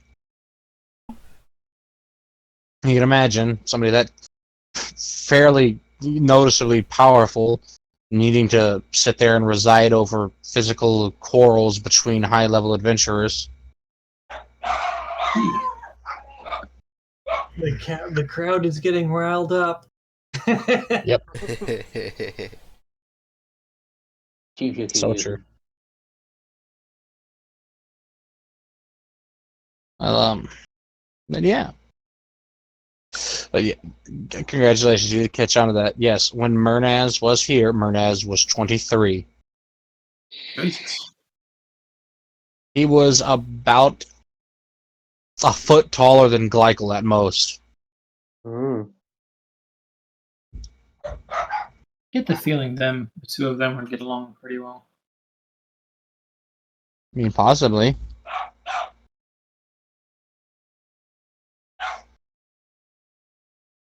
Just the weather, you dingbats.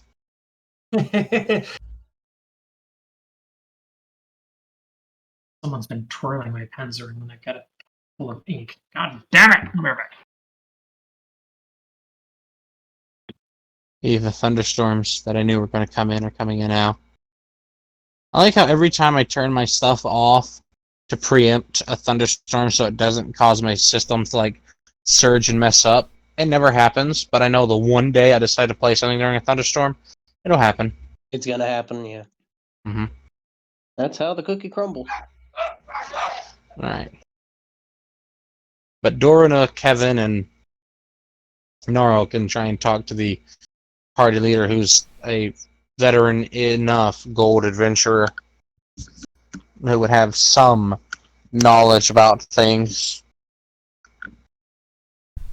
That way he could actually be pressed, because he should be used to getting pressed for information when something happens. I'm back. Sorry about that. Is he Nora, yet, did you say, or was he still out cold? I think he was conscious because he had a head wound and a concussion, so they had to keep him he had a awake with concussion, stimulants. He didn't get knocked out. Okay. Yeah. You know that if you go to sleep with a concussion, the brain damage can be much more severe. Yeah. Which is just a cruel joke because concussion makes you fucking tired. Yep. Alright. So Dorina, Kevin, and Noro, you three, okay, so that's what you're going. Alright, the walk back up, to describe it for Kevin.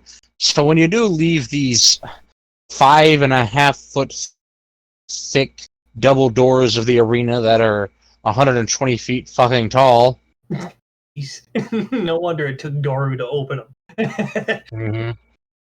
And the arena master just almost insultingly closes them behind you with his fucking fingers just...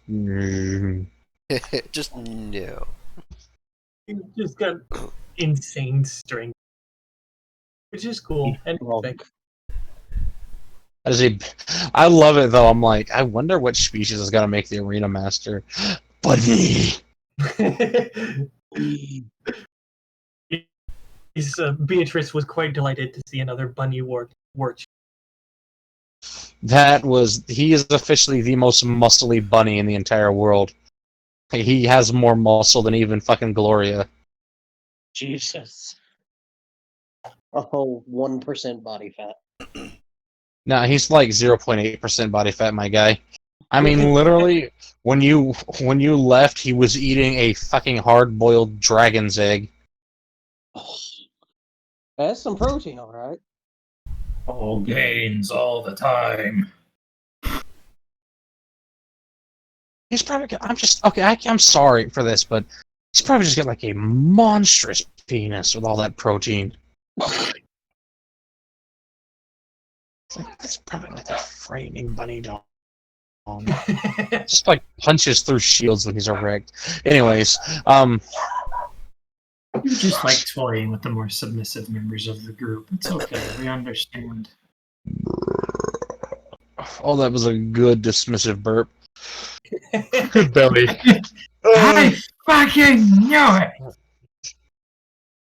So the walk back, either you're walking along a laid, it's like a laid soapstone looking road, because that's the kind of a white soapy looking brick, and it's got these long bronze strips on either side of it, all the way along it, sort of like framing it nicely, and they have symbols of some kind, like it's text, old ass fucking text that doesn't even get translated that well. A lot of it just jumbles up in your vision as you walk along. The only one who seems to know what it says is Noro, and that's because he's a very storied person. For the about 20 feet of the walk back up towards the hill from the arena, there seems to be weapons of various kinds. There's swords, spears, lances, axes, shields, even magic catalyst stuck in the ground or hanging off each other as some sort of ceremonious thing. And then there come the braziers that dot this roadscape up to the top of the hill, where it becomes sconces and then eventually just standing torches all the way back to the up the steps and into the guild hall, where it's nice and normal. Put the atmosphere down for that. Abandon all hope ye who enter.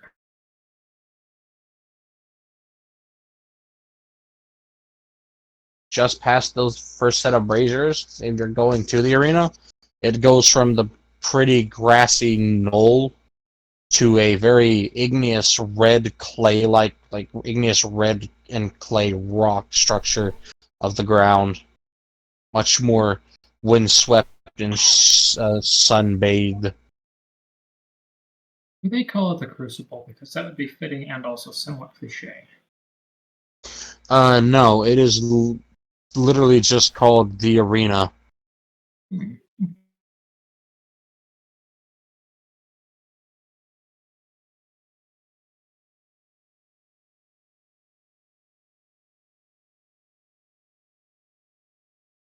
We need to build that server.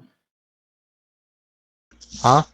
We should build that in the Minecraft server one of these days. Do you know how much fucking time it would take to build that in the Minecraft server? Do you know how many mods there are that make that very easy? It would still take a long time. I want to do it, goddammit! Stop telling me no! You can do it at Are you your gonna own build time. a statue of Sumar? If you help me, yeah, so I can get the details right. He is a big bunny. Well, we'll I mean, have to I make thought it another was a one. badass detail that his armor is like a Visible's trophy of every unique boss monster that he has killed. I thought it was pretty cool. Sounds pretty badass. I mean, it's a pretty cool detail. I mean, because he's a war chief. He's a he's a stridsjoker, which he's basically a Viking warlord, and the Vikings would wear their most glorious kills as part of their armor, as part of intimidation, but also, dude, look what I killed. The Vikings were just the bros of the northern lands. Mm-hmm. I totally just killed a bear. And yes, how do you like that? It's canon in the lore that the Lapinara actually come from the north.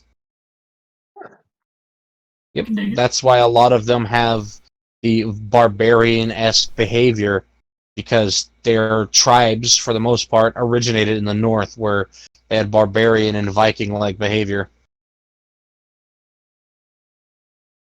Technically, Sumar is an example of a northern Lapinara, because he has fluff underneath that armor. This is good.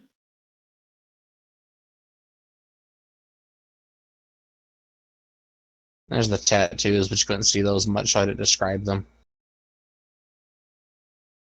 Who wants to go fight him? Sure, you go back down there. Oh, he is either an osmium or a step under. He's not as, stat-wise, he's not necessarily as strong as an osmium, but experience-wise, he can take them on with confidence.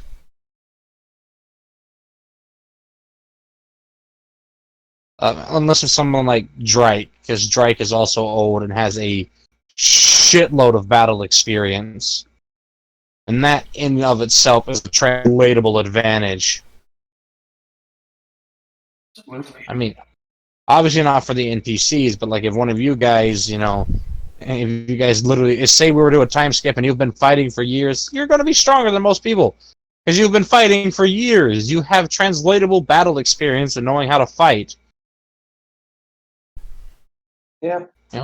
Something that happens in the real world when somebody is fought, even if it's in warfare with guns, it still doesn't matter. They have picked up all kinds of fucking tricks to keep alive. Yeah, that's what's going on there. That's kind of how plastic memory works. Mm-hmm. I love his name. God, everything about it. I love that NPC generation. Fuck. Sumar. Better keep him around then. That is such an imposing name, though. Yeah. Well, I'm sure we'll see them whenever we come here. You will see them. They are the arena master. It is their domain. They own a home turf advantage in a fight if you fight them there. Well, it's a full disclosure because you'd probably hear about it. they can throw those maces and make them come back and beat your ass. Jesus. Oh,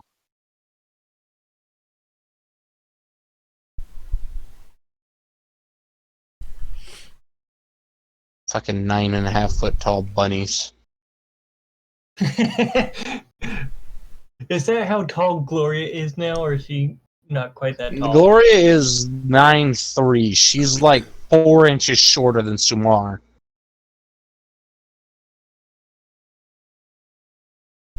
Alright. I'm just imagining how adorable it is when Beatrice comes home to her and just runs up and hugs her leg. Small. spring. Gloria's probably just be like, "You're just so adorable." No, Gloria is the hugger. She picks her up and squeezes. She loves the clinching bear hug and like the cheek rubbed together. She just loves that affectionate hug. That is adorable. Fluffy bunny. I imagine Faraji has received many a hug like that.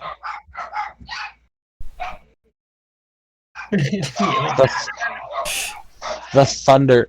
So we'll go ahead and make it that it's a thundering in outside of the guild hall right now, because that's why the dogs are barking. It's thundering.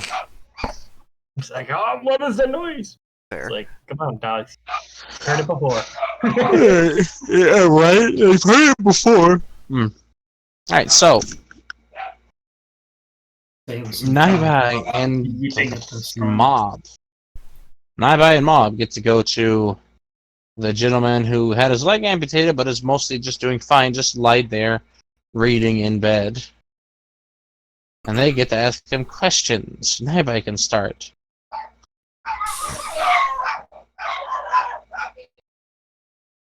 Okie dokie.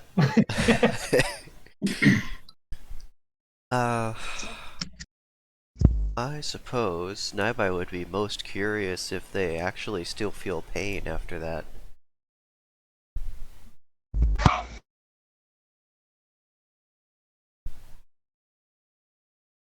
You call it phantom limb for a reason. I don't really feel any pain, no, because of some of the concoctions that they gave me from the herbalist. And they'll pull their cover up to show the very cleanly cut, almost perfectly like flat slice that has been gently cauterized with some form of magic rather than a rusty piece of metal.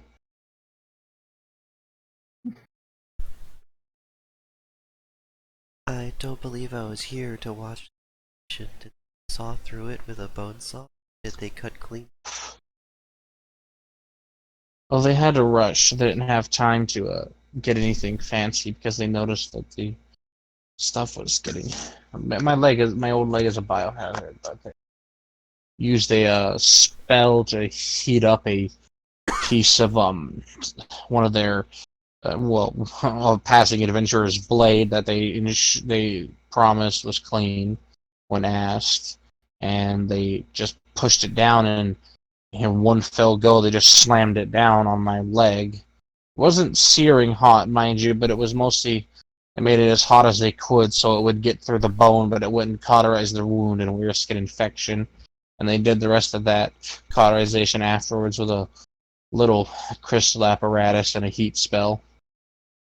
Because they explained that if they cauterized it when they cut it like that with a heated edge, then it would have possibly led to an infection, and I could have died from an onset infection. So, but here I am. I'm fine, and it doesn't really hurt because of extremely powerful sedatives. In fact, it's good that you're here. I've only recently been able to feel my jaw. Ah, that's good. They followed that procedure. Cauterizing as you go through the bone could. Yeah. Something about fragments and turning them to carbon and poisoning it from the... I don't know. All I know is my leg doesn't hurt right now. That's what matters, and I'm still alive. I'm mostly just worried about my friends. So, is there something I can help you with, other than what's it like to have a stump? It's pretty cool, you know. Probably gonna. I was thinking, if they can't graft me, then I'll just have a prosthetic leg that's entirely hollow and full of nothing but lemonade.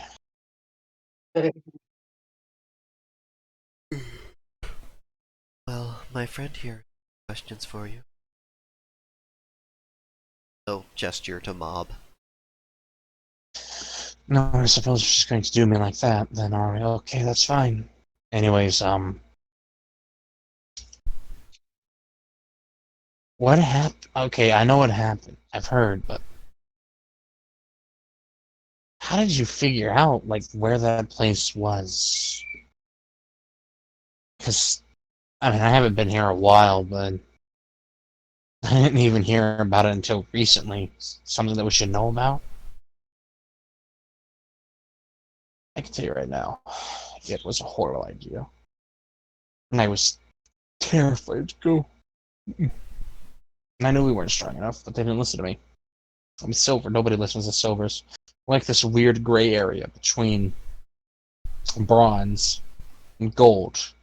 They call us the transitional class. It determines if we want to go be a soldier, go retire, die, and never do it again, or we actually make it to gold. But yeah, no. I don't know how they found out about it. I was informed at the same time as everyone else by our leader. He's somewhere. Not really sure. Okay, so just found out. Any idea where they figured it out from? He's been here a couple of years. Just assumed it was normal. Figured the reason that they didn't want to tell us until randomly was because they felt we weren't strong enough and they thought we were or something. I don't know. I'm glad to be alive.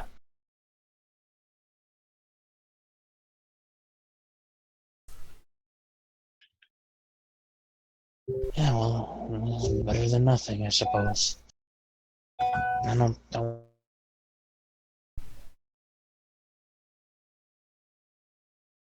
I'll get out of your hair. Rabbi, anything you want to ask them?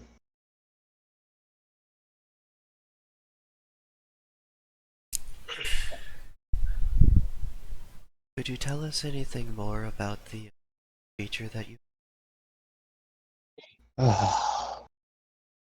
It was.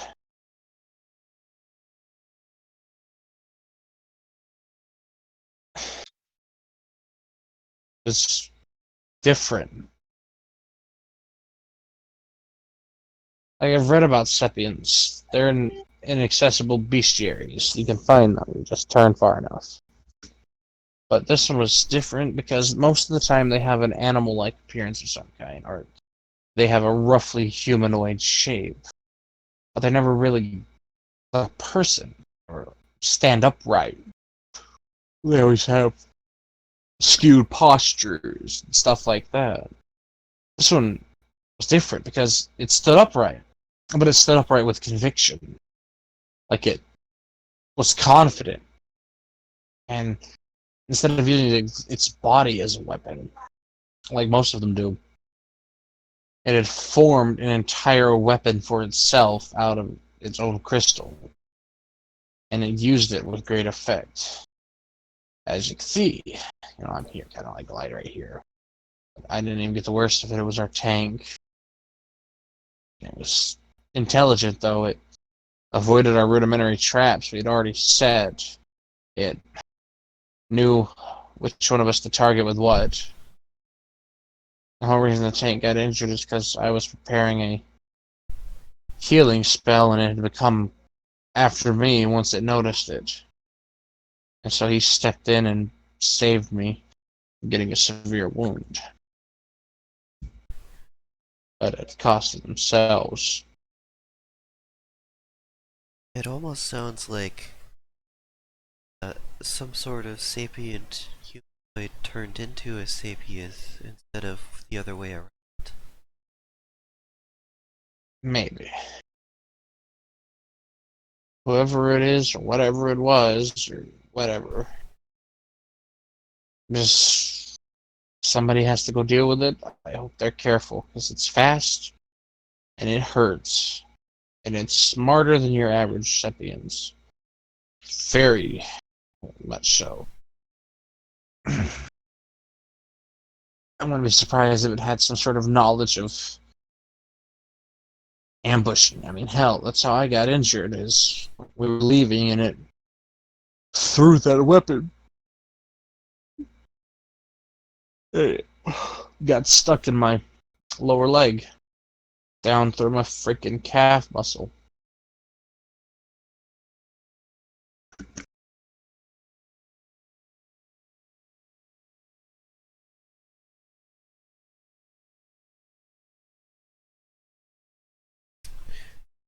Well, I've asked a question. Turn.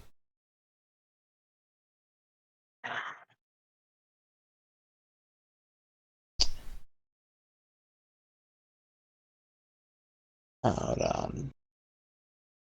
Question I do have is peculiar.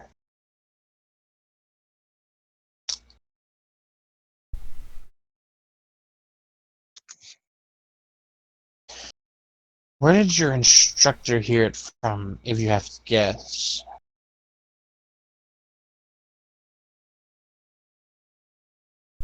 I don't know. I thought they knew about it, but obviously they didn't know about it because this wouldn't have happened if they actually knew. I mean, let's be honest, it's a genius to see. Someone with foreknowledge could have prevented this. They talked to like 4 or 5 people about good spots to take some rookies, level up, good loot, stuff like that. Um, uh,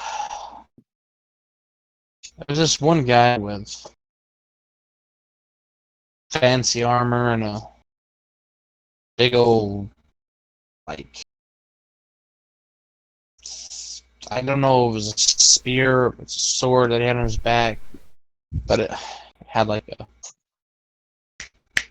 what's it called, like fur or fluff around like the handle and stuff, and a wrapping, and he wore a mask over his face and stuff. I know our instructor talked to him. I don't know what they talked to him about, but he said that he was he was titanium rank, so I figured he was probably just asking a higher ranked adventurer for some good spots. So him, there was uh, some guy with a bunch of wolf pups. He talked to him about some stuff. Talked to one of the Osmiums who were just recommended that he go on a intermediate expedition if he wanted to level up. They say ran intermediate expeditions at least 6 times a month. And yeah, other than that, I can't really think of who he talked to. I've seen him like talking to random people, but I don't know if any of them would have told him anything. I don't think an Osmium would have told him a dangerous place like this, so that could probably rule it out. So, guy with wolf pups and some guy with fancy armor. It looked like it was made of plates and stuff, Like it was real shiny, but kind of glossy.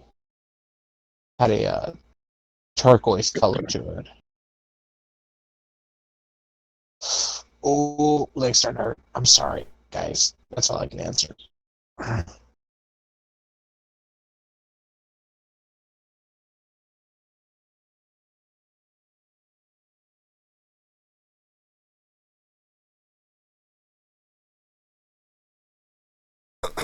Well, Naibai will look to Mob and gesture that maybe they should go.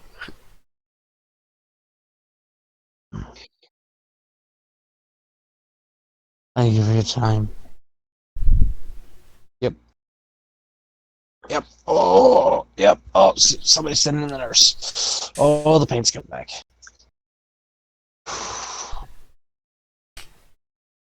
As they're big, Naibai will look for a nurse and let them know. Thank you. The nurse will go and do their job. Jerb. Alright. Faraji and Fiona, who did they get to talk to?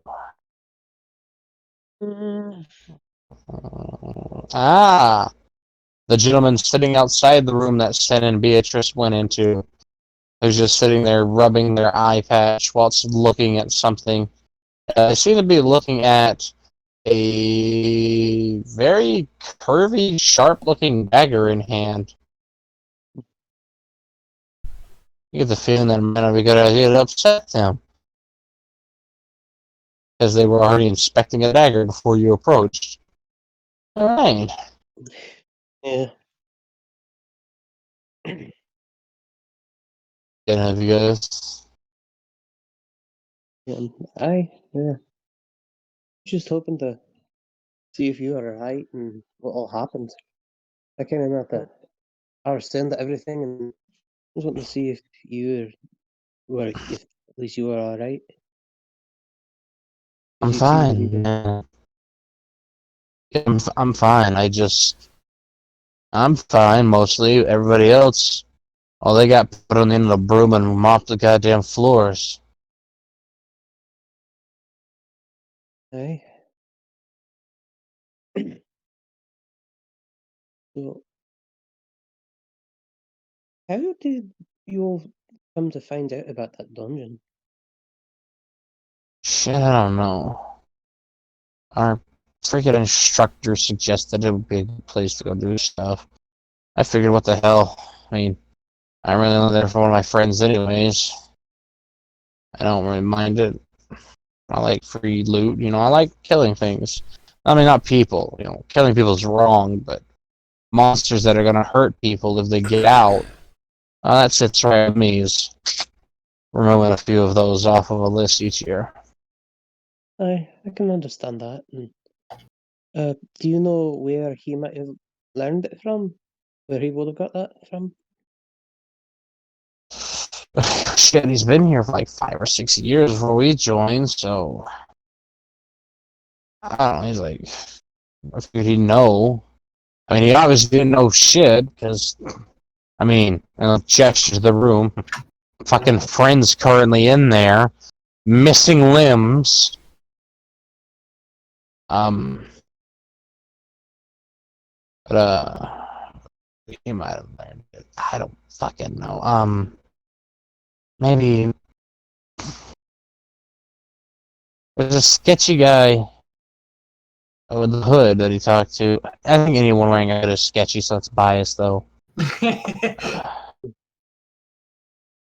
As he's talking, he's just casually, rapidly twirling that curved dagger between his fingers. It was kind of like a a very deep, dark purple-colored hood, and like clothes. They kind of looked like they were ready to hide in the shadows and commit a war crime or something.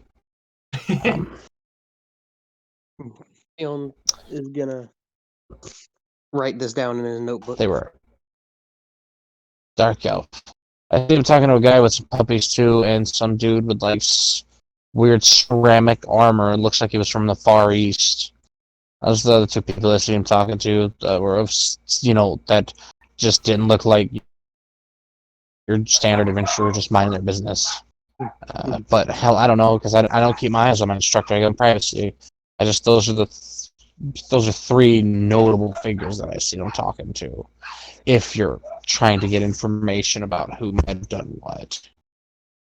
Whoever, if you can find the dumbass that gave him the idea to send us to that place, let me know personally so I can stab them in the finest, tiniest hole I can find in their body and make it bigger. I've heard that the nipples have passages, so I'll start there. Well, I don't think you'll get much smaller than a pore in the skin, and that gives you all of the options. I understand. Alright, wait. You didn't notice anything strange about any of their eyes, did you? What do you mean? Like, their eye color. Like, anything strange, anything off? Their eyeballs. People got different colored eyes, man. I mean, shit. And he'll gesture to Faraji.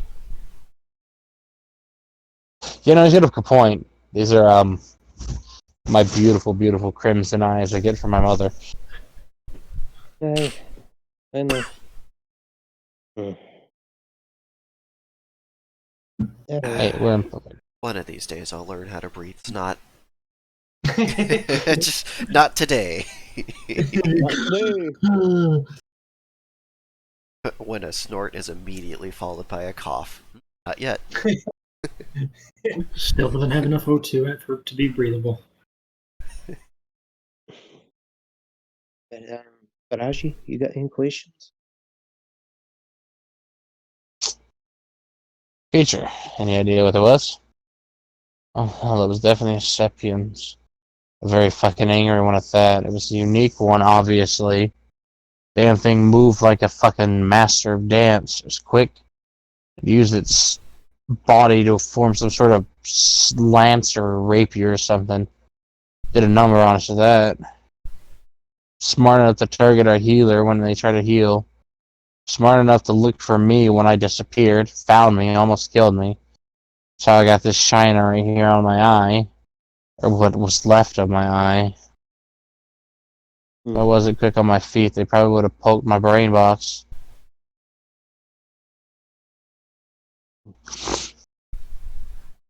It was, don't know what kind of, it was, you know, here's something that's probably none of body else really remembered, but I'm one of the few people who has a pretty photographic memory on this shit that tries to kill me. It was a vermilion-colored Sepians. At least, let me put this in. It had vermilion streaks, but the crystal was predominantly white. I don't know if that'll help.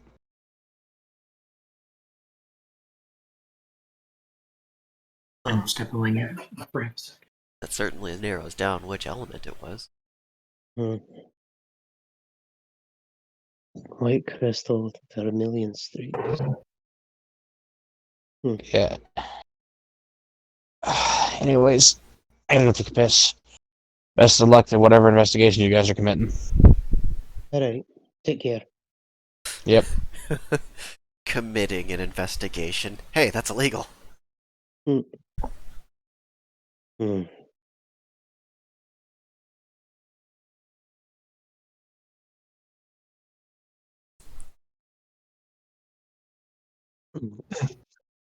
Fion's gonna look at Faraji. I don't know about this. This isn't putting a good feeling in my stomach. Well, I mean, I'm not helping with either way. I'll help get the information, but, you know, it's our duty as guild mates to find out if there's somebody sabotaging the guild. We have to drag them in the light, and we have to crucify them against the walls. Faraji, look, it's not the investigating part that's got me. It's a little bit of the descriptions of what he gave me. Oh, you'll be fine. Still. Listen, he didn't give you anything groundbreaking that you've heard before. You're still a rookie too, alright? Somebody could tell you a different time of day on another part of the world and it'd probably blow your mind right in the state you're in. Yeah. Alright, well, we've got Don't our panic. information. I guess we just go and wait for the others. Yep. I'm gonna go find a supply closet. And I'm gonna go see if there are any rags, though. Right. And you're coming with me. Oh, Because buddy fine. system. I'm not getting stabbed by some weirdo that's stalking us. Alright, fine. Let's go. He will in fact find one. And then get rags. And then you can both leave and go somewhere else. He was not lying. He really wanted rags. What are the rags for? Don't worry about it. They're for me. And he slides them into his it's not even a small amount. He took like a stack of like square folded rags, like 7 inches thick, and just slid them into his fucking inventory. Alright.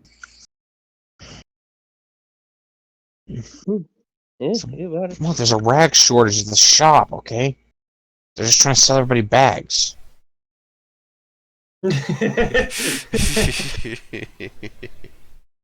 how much are the bags?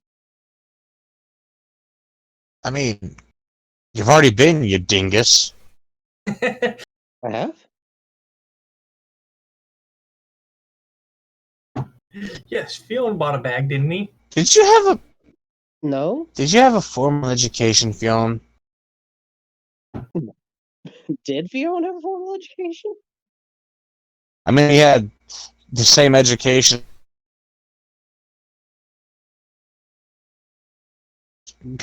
Technically, the only collegiate individual there, which was Glycol, I mean... who put everyone through a basic curriculum.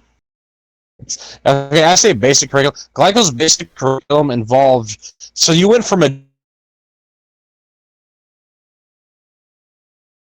Hear it out. It's not helpful. I mean, unless you count what the glycol taught us. Yeah, I guess. That was weird spending a couple. I mean, I guess it's good that our parents know all these. Man, our parents really prepared us well for the world. Holy shit. You imagine how dead we'd be if we didn't get that prepared? Aye. We'd be fucking dead. No, like, we would be beyond fucking dead. We would be something's lunch. Holy shit. Aye. Shut up.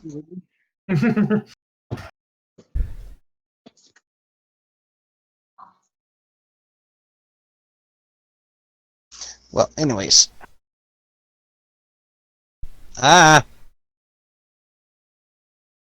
Anyways, so what now?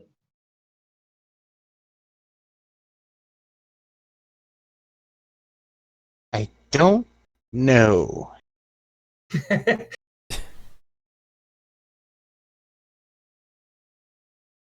Okay. Sin and Beatrice. The most injured individual is who you have to talk to. And he is awake, happy to have the tube out of his fucking throat.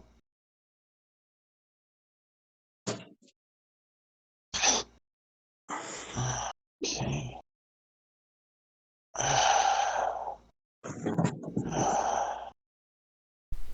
Hey, Jeremy, is that you?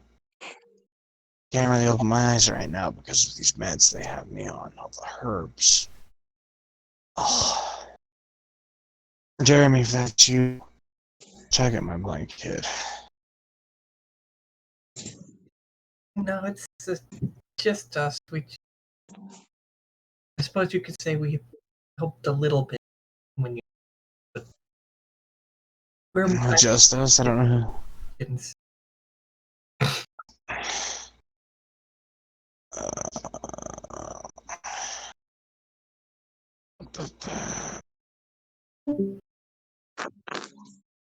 Yeah.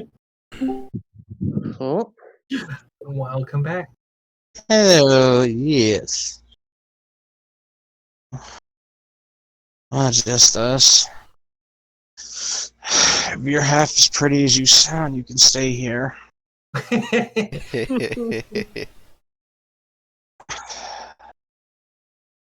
And so she's gonna snicker a little at that. I guess I'll be sticking around then. Oh, confident too. Yeah, you want to count my stitches? I'd love to.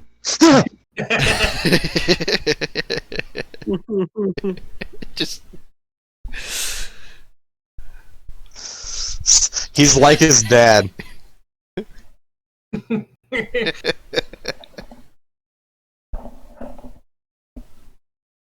Yes, these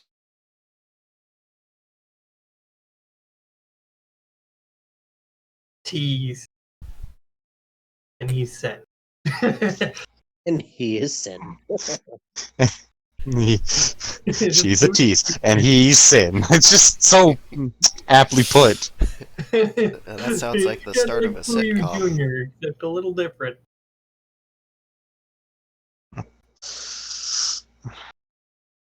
Okay, well, as long as you don't get all weird when you're counting my stitches, good, good sir. Oh, you misunderstand. And she's just us. Now see, just us. I'm not just us. I'm just me. What's your name? I'm just me. Okay, I've dug myself into a hole, it seems. I'll start over from square one since you're not Jeremy and not Jeremy too.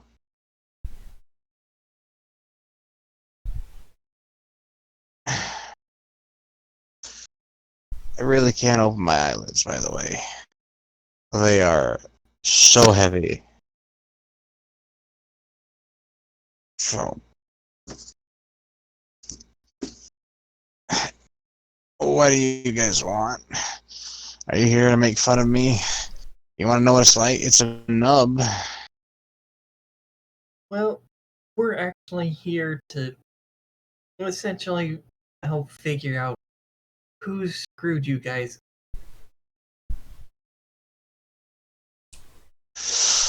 Oh, who screwed up obviously was some sort of weird monster. That's what really fucked us all up. Correction. That's what really punished me for being fat and slow as the tank. Well, it seems that the thing is that is more of a high level dungeon than you were led to believe. So Led to believe? Yes. the Realize. I suppose the problem lies in where the information came from. Fuck. Hold on. I know the answer.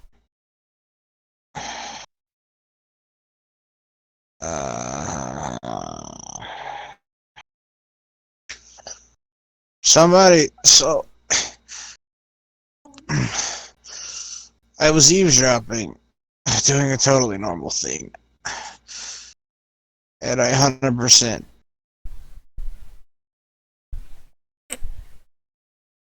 girls. But I heard a conversation between my instructor and some random person. They had a very confident tone, like they believed in themselves, which usually those are the people that die, but they must actually be some sort of skilled person, because I heard mentioned multiple times of them being titanium rank. I don't really remember what they visually looked like, because I was technically hiding in the rafters when I heard this conversation. But they said that they were gonna, that we were looking for a place to level up, they could go to the Black Steel Fortress. It's a really strong dungeon. That because they did say that you only want to really go around level 30 at the most. So that's where we went. And that's where the creature attacked us. We killed a bunch of normal sepias along the way and they shot but this one was smart and fast and dangerous and strong as fucking hell. My shield wasn't exactly made of like the strongest materials, but we were talking. I had a 3-inch thick mahogany shield lined with steel that had been riveted to it. It shouldn't have punched through it like that.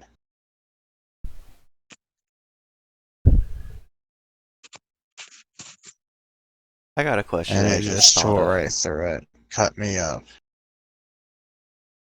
And that's how I got here. Captain, though. That's who I'm talking to is my captain. Oh, captain, my captain.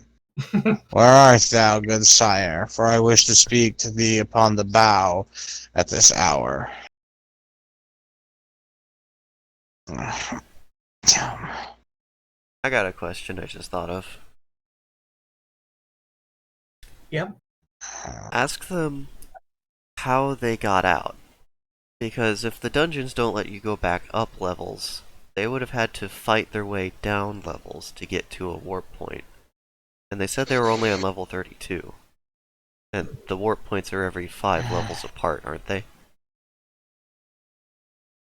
Yeah, they're distanced apart. Yeah. So, if they got this badly injured from the Sapients, then had to fight 2 more levels, that's a little suspicious.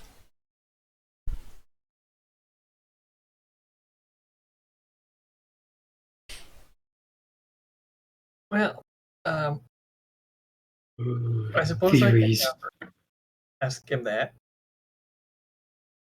So,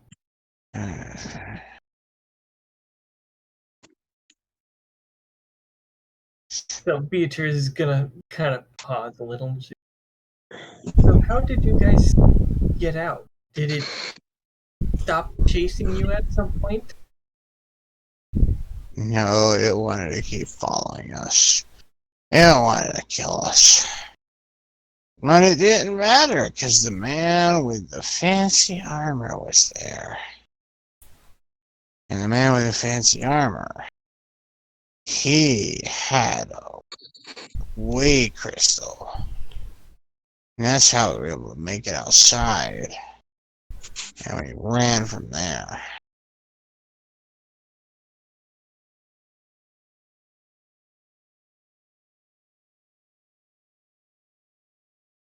So the man with the fancy armor was there. My leggy hurts. Alright, it's gone. Poor leggy. It might take some work later on. So, who was this man with the fancy armor? I don't know. But they were there. And they were helpful.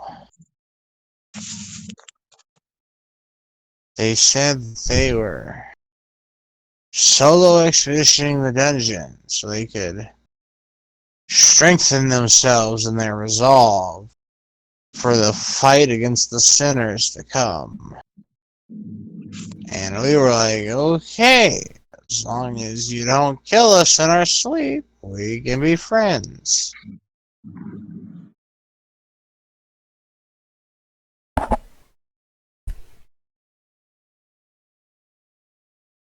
So, Beatrice is going to look over it. Going to just kind of frown a little. Mention of sinners is a little suspicious. Everything about this whole scenario screams suspicion. Yeah. But we may just be paranoid ourselves. Well, it kind of helps to be paranoid. I mean, someone in fancy regalia talking about sinners happens to be 1 level away from where you encounter a creature. I don't know. Seems like too many coincidences to be chance. Coincidency? Coincidence high? How does one say multiple coincidences? Do you happen to know what level that creature was?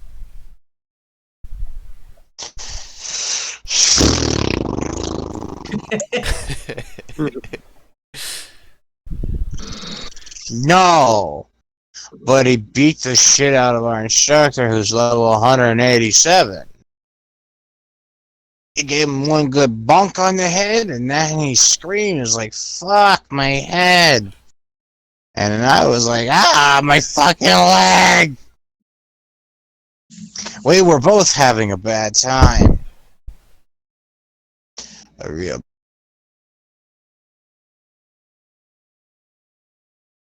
Where are you, nurse? Come hither and bring me more herbs. And one last question: do you know what level that guy with fancy armor was? Nope. He wasn't in the party, therefore we couldn't see his level, but he had question marks.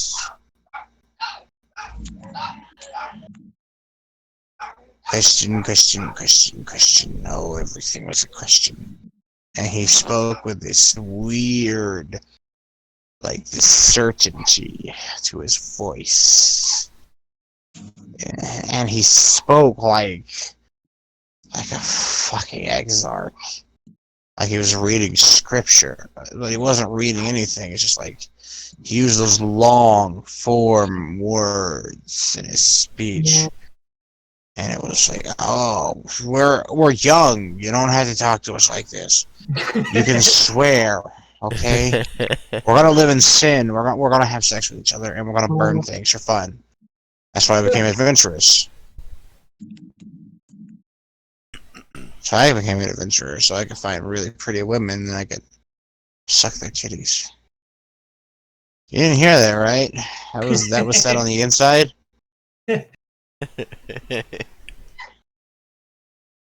No, I heard that. And the offer stands.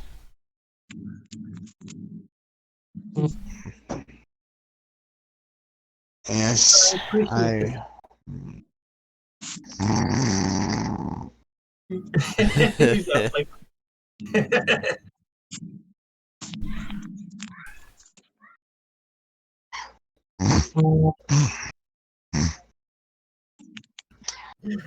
I suppose we're not getting any more answers out of Oh, that was easy. Though I suppose it does make sense considering that they were quite high. it. Yes, it seemed a little bit. Elated. Yes, it is dinner time. I have to go. Well, what about that offer of sucking titty? Does it extend to I? Oh yes, I could enjoy that. There's a bathroom 4 doors down. In the Perhaps. bathroom where it's all stinky. Suppose we should relay what information we've uncovered first. No, that can wait. I'm thirsty. Anyway, I gotta go for dinner. Goodbye. That's where we'll leave it. You'll all reconvene next week and share the pertinent information about all this thing! All the stuff that we are definitely gonna remember by Friday. If you don't remember by Friday, I will change everything to spite you. I'm pretty sure I got all the. It'll be the horse with the fancy wagon instead of the man with the fancy armor. Yes, there was a horse down there fighting monsters. You don't freaking know, okay? Familiars can get pretty strong. So I'm just saying, somewhere out there, there's someone with a familiar that's like level 300 that is a field mouse. And it can cast Plague Touch. It can do what it wants because it's a level 300 fucking mouse. That mouse will whoop your ass. Yeah, the fucking Remy's about to ratatouille your fucking face inside out. Then it'll stick it in the grinder and make a nice parfait. I'm pretty sure it would break the grinder. Not at level 300, it won't. There, then, now that you've all gathered that them there information, except for Kevin and Nora, but they can wait for that them there later on that them there week. Hmm. Don't you? Me, mister.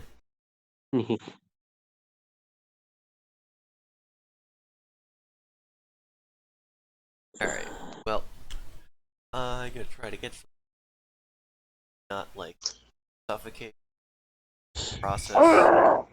Too bad! Suffocate on these bowls. No, what's going to happen is you're going to lay down, and one of your nostrils is going to get clogged, and the other one's going to stay open. Oh, see, that only happens if I sleep outside. So who must sleep on your back? Or your stomach? Well, if No, they do like Carl. They do like Carl from Jimmy Neutron, and they sleep hanging from their wrist.